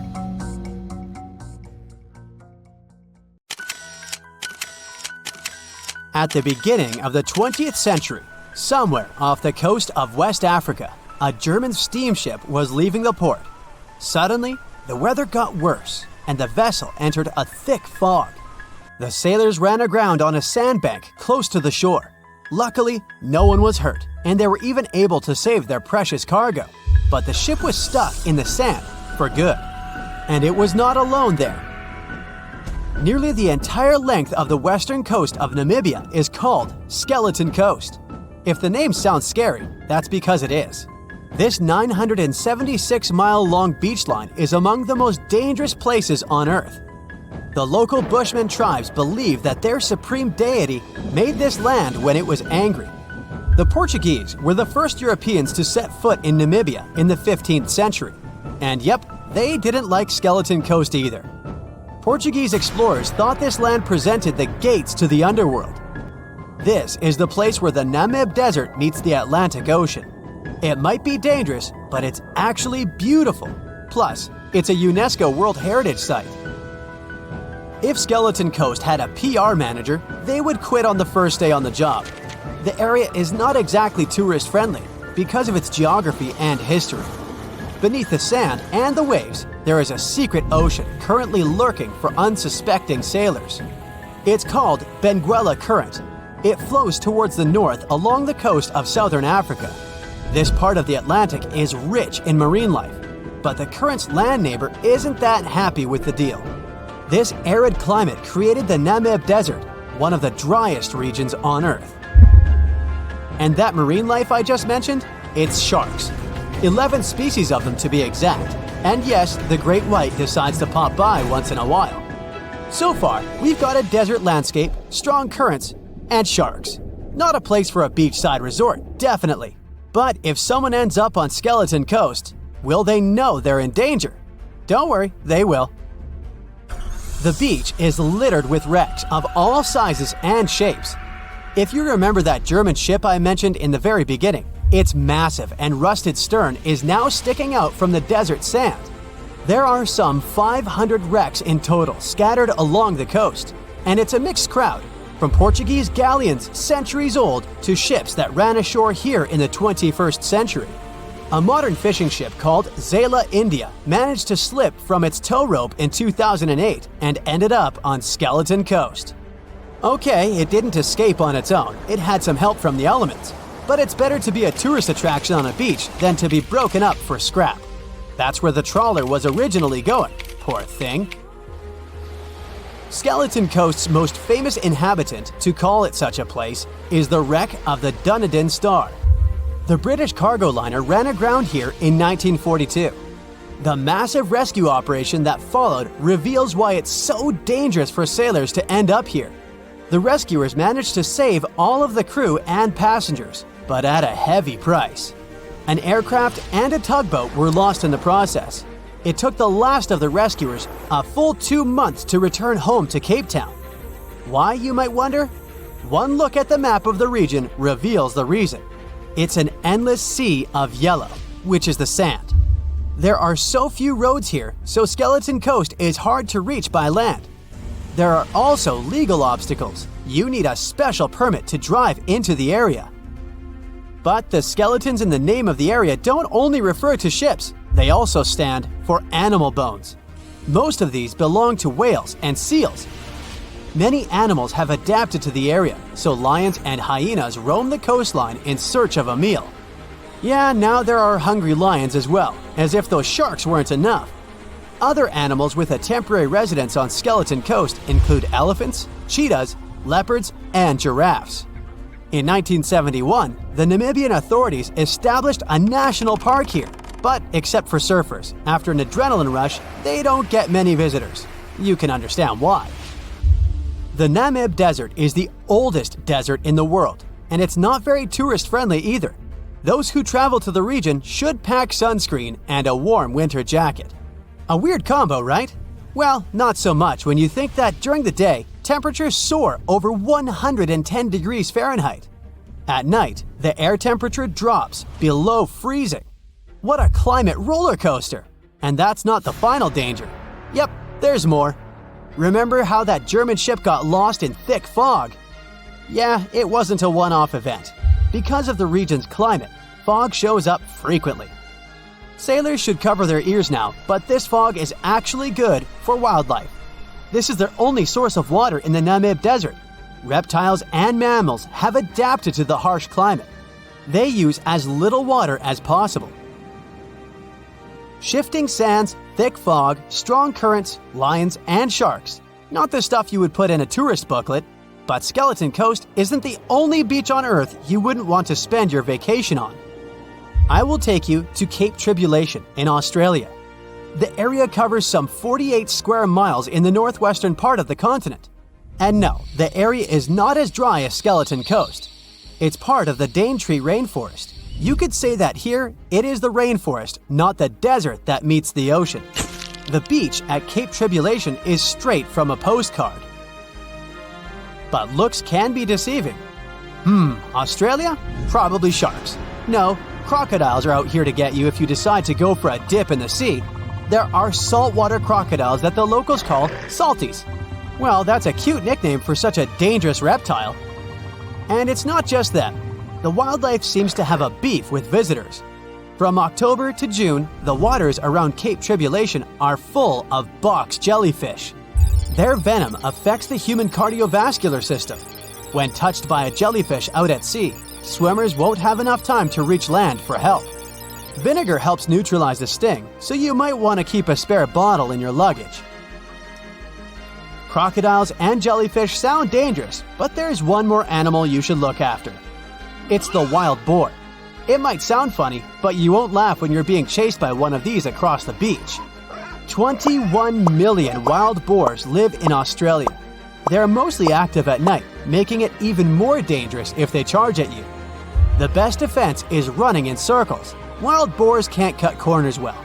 That's probably why we don't see many of them taking up careers as race drivers. Cape Tribulation has one last danger installed for you, and it's not an animal. Out here, even the trees are plotting against visitors. The stinging tree got its name for a reason. If you try to pick one of its beautiful red berries, it'll fight back. Its prickles are like tiny glass shards.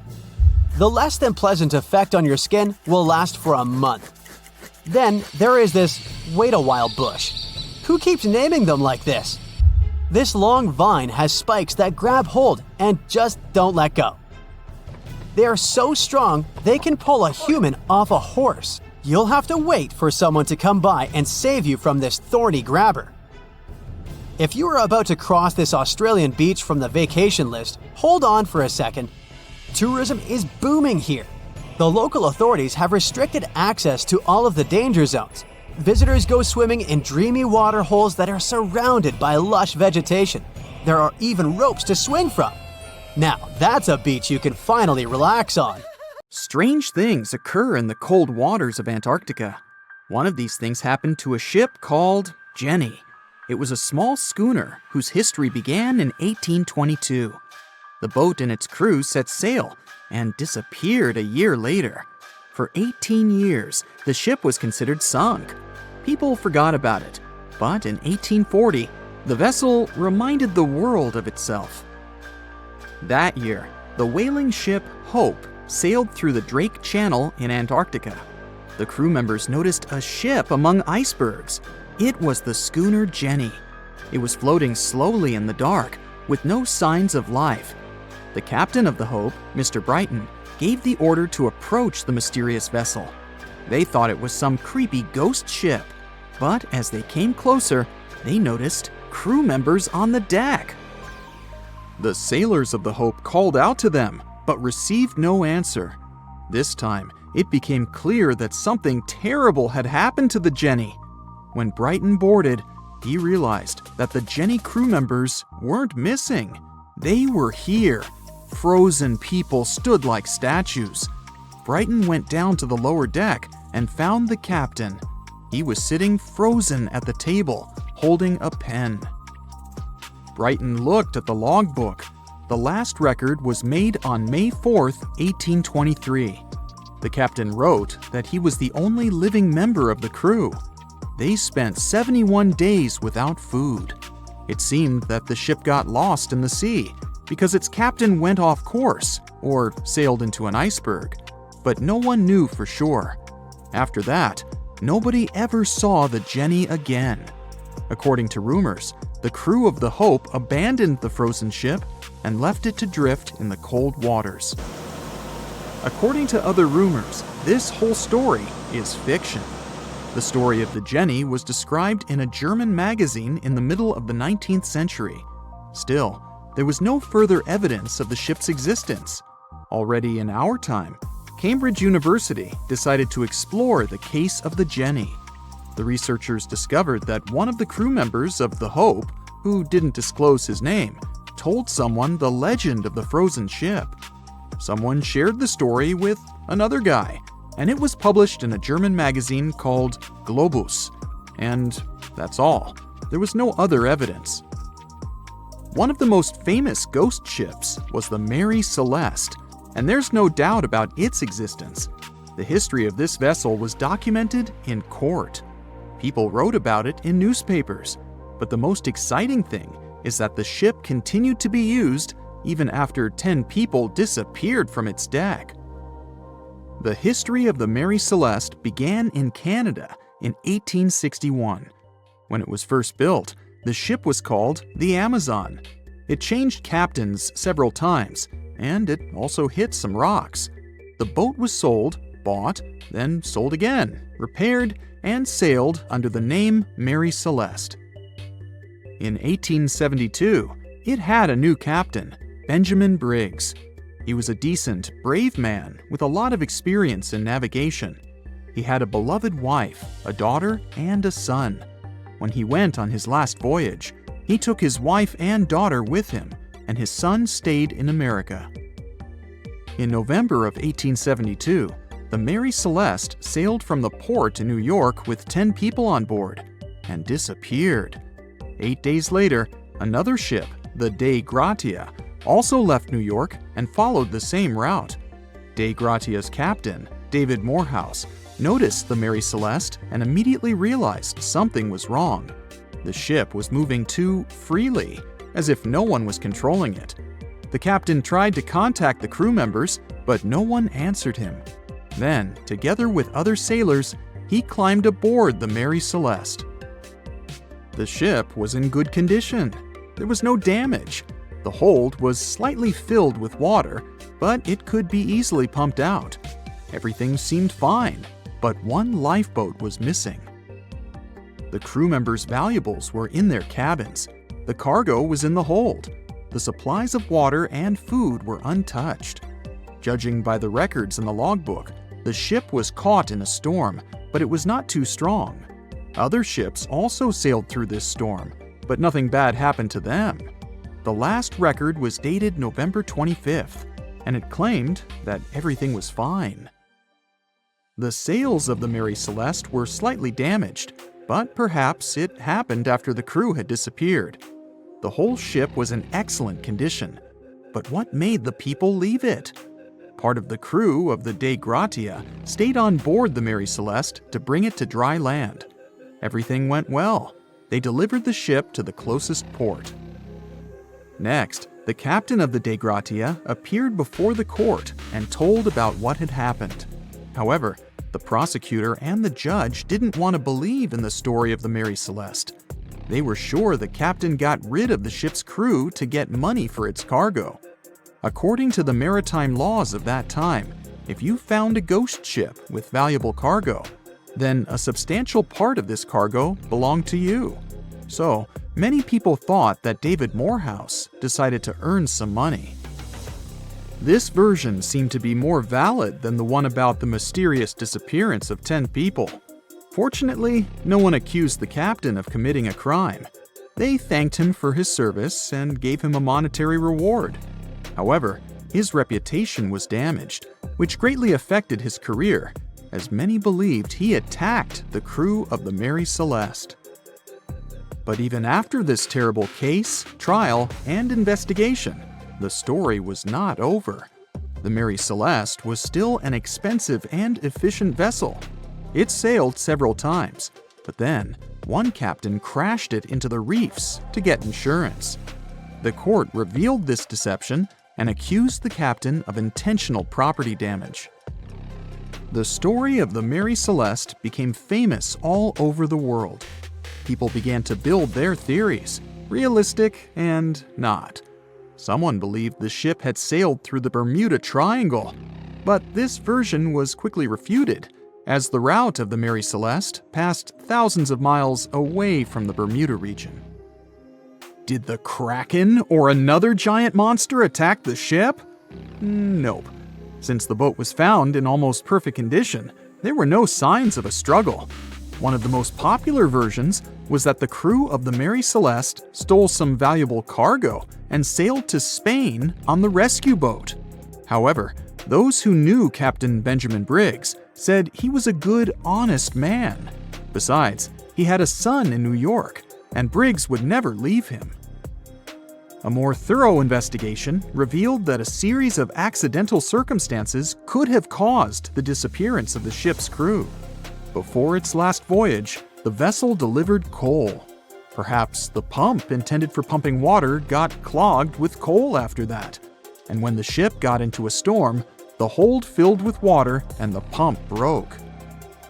The captain couldn't understand the amount of water because numerous barrels in the cargo hold blocked the view. Benjamin Briggs assumed it was dangerous to stay on the ship during a storm, so he evacuated with the passengers on a lifeboat. Perhaps they were close to land and decided to sail there, but the storm intensified and overturned the boat. Also, one record in the log journal said that the chronometer was faulty. It was a device that helped to determine your location at sea using longitude. Briggs got lost and didn't know which way to sail. The storm was strong, and he couldn't determine whether the ship would sink. Perhaps Briggs decided to leave the ship in a rescue boat when he saw the coast of the Azores. The uniqueness of this ghost ship case is that, unlike many others, you can investigate it yourself. There's a lot of information about the Mary Celeste on the internet. There are documentaries and research articles. Perhaps you'll be able to notice something that others haven't seen and solve the mystery of the disappearance of 10 people.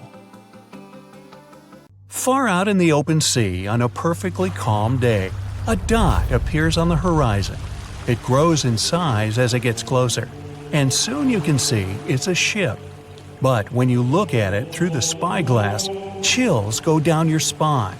The vessel is in perfect condition and its cargo is on board, but it's completely devoid of people, drifting listlessly along the current.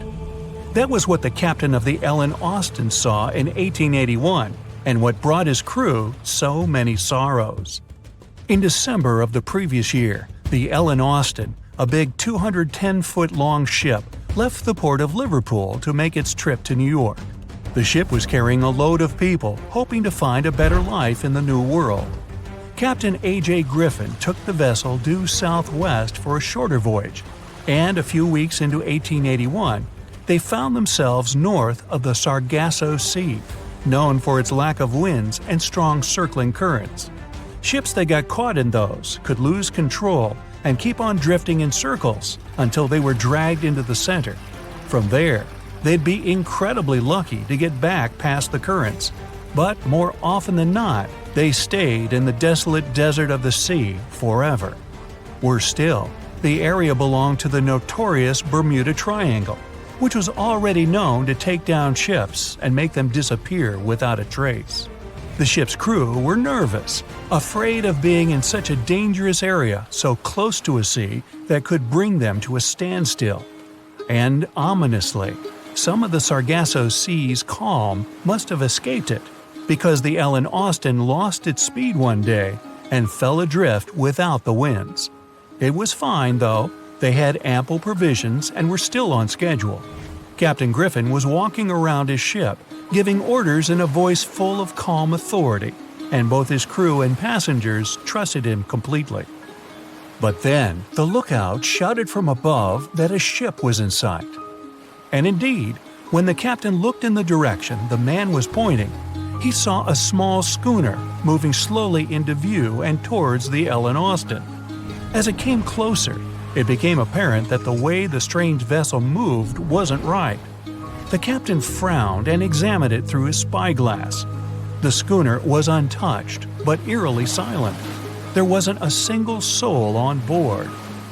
Derelict ships weren't that rare in the Atlantic at the time, but neither were pirates. Captain Griffin decided to wait and watch. After 2 days, the schooner was as quiet as always, and Captain finally thought it was fine to move in. He took a small team of sailors and boarded the stranded ship. There was nobody there indeed, but luck seemed to be on Griffin's side. The precious cargo of mahogany wood was still in the holds. The captain returned to the Ellen Austin and ordered his select men to take the smaller ship along to New York. The crew's spirits arose with the prospect of riches awaiting them upon arrival. When the winds blew strong again, the Ellen Austin continued its voyage, with the unnamed vessel tagging along. But after a couple of days, the ships were caught in a powerful storm and got separated. The wind, rain, and waves beat them for several days in a row. When the weather finally cleared, Captain Griffin ordered to find the schooner. They searched for another day until they finally found it adrift, way off the course. Griffin hailed his men on board the smaller ship, but no one answered. A party of sailors went to investigate and returned with their faces white with fear. The whole prize crew went missing in the storm. The captain wasn't one to lose such a valuable find, though, and ordered another team to take control of the schooner. Reluctantly, the sailors obeyed, and the two ships continued their voyage. They agreed to stay as close as possible to one another and ring their bells at set intervals at night to let each other know they were fine. Several nights went all right, with bells ringing reassuringly every hour. But one day, a thick blanket of fog fell on the sea and almost completely blocked their vision. The ships went on regardless and started sounding their bells earlier. When night came, the fog was still there, but the bells were the sound of life. Until they stopped. Captain Griffin rang the bell once, then twice. No answer. The crew lit the fires and looked out into the sea intently, but the fog hadn't lifted, and they couldn't see a thing in the swirling abyss beyond the ship's board. Nobody could sleep that night, and they waited in silence until the break of dawn. The first rays of sun made the fog slowly disperse, and the whole crew went to the edge of the deck with heavy hearts. There was still hope in them, until the last strands of the mist went away, revealing a vast, calm, and most importantly, empty ocean. The nameless schooner was gone, and so was the second team of the Ellen Austin sailors. The ship sailed the rest of the way to New York in grave silence. Once it arrived at the port, the passengers were only too happy to leave the vessel, and no one so much as turned their head as a goodbye. That was the ship's last voyage as the Ellen Austin. That same year, it was sold to a German shipping company and renamed Meta. No one ever found the derelict schooner or the sailors that went missing with it. And that would probably be the end of this mysterious and unresolved story, if it held at least a little bit of the truth. In reality, none of the enigmatic things in the narrative actually happened. The Ellen Austin did indeed leave Liverpool and headed southwest to New York, and its captain was really A.J. Griffin, taking people to the American continent. But from here, the story falls apart. First of all, the ship went way too far to the north to pass the Sargasso Sea so closely. There was simply no reason to make a detour so broad. Even though the westerly winds were strong, it was still faster to take them head-on than to go in a southerly direction. So the Ellen Austin was probably nowhere near the Sargasso Sea and the Bermuda Triangle. Secondly, the triangle itself has been proven time and again to be nothing but a work of fiction. In fact, it gained popularity in the middle of the 20th century, while nobody even thought of drawing a triangle in the Bermuda area before that. The mystery was popularized by science fiction writers and became a common myth, while no serious research proved it any more dangerous than other parts of the world's ocean. So the crew of the Ellen Austin weren't even aware of the Bermuda Triangle back then, let alone afraid of it. Thirdly, the whole story was told and retold by magazines and mystery-loving personalities with ever-changing details.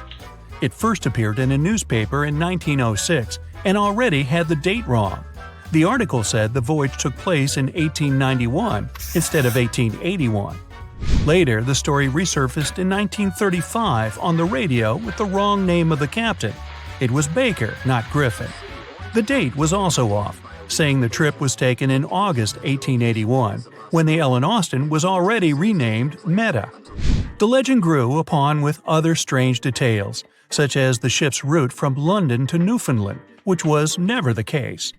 But the final debunking came from the archives of Lloyd's of London, the marine insurance market that keeps all logs of trade and emigration ship routes. The documents there say that on February 1881, the Ellen Austin completed its cross-Atlantic voyage to New York without incident. Captain A.J. Griffin off-boarded the ship with all his crew hale and hearty and declared no loss of hands during the trip. The voyage took over 2 months because the ship had to fight strong westerly winds pushing it back towards Britain. The crew reported no strange encounters on the way, and the whole thing was as boring as could be. And even the passengers must have been smiling when they stepped on the American soil at last, unaware of the phony baloney story they were about to be a part of.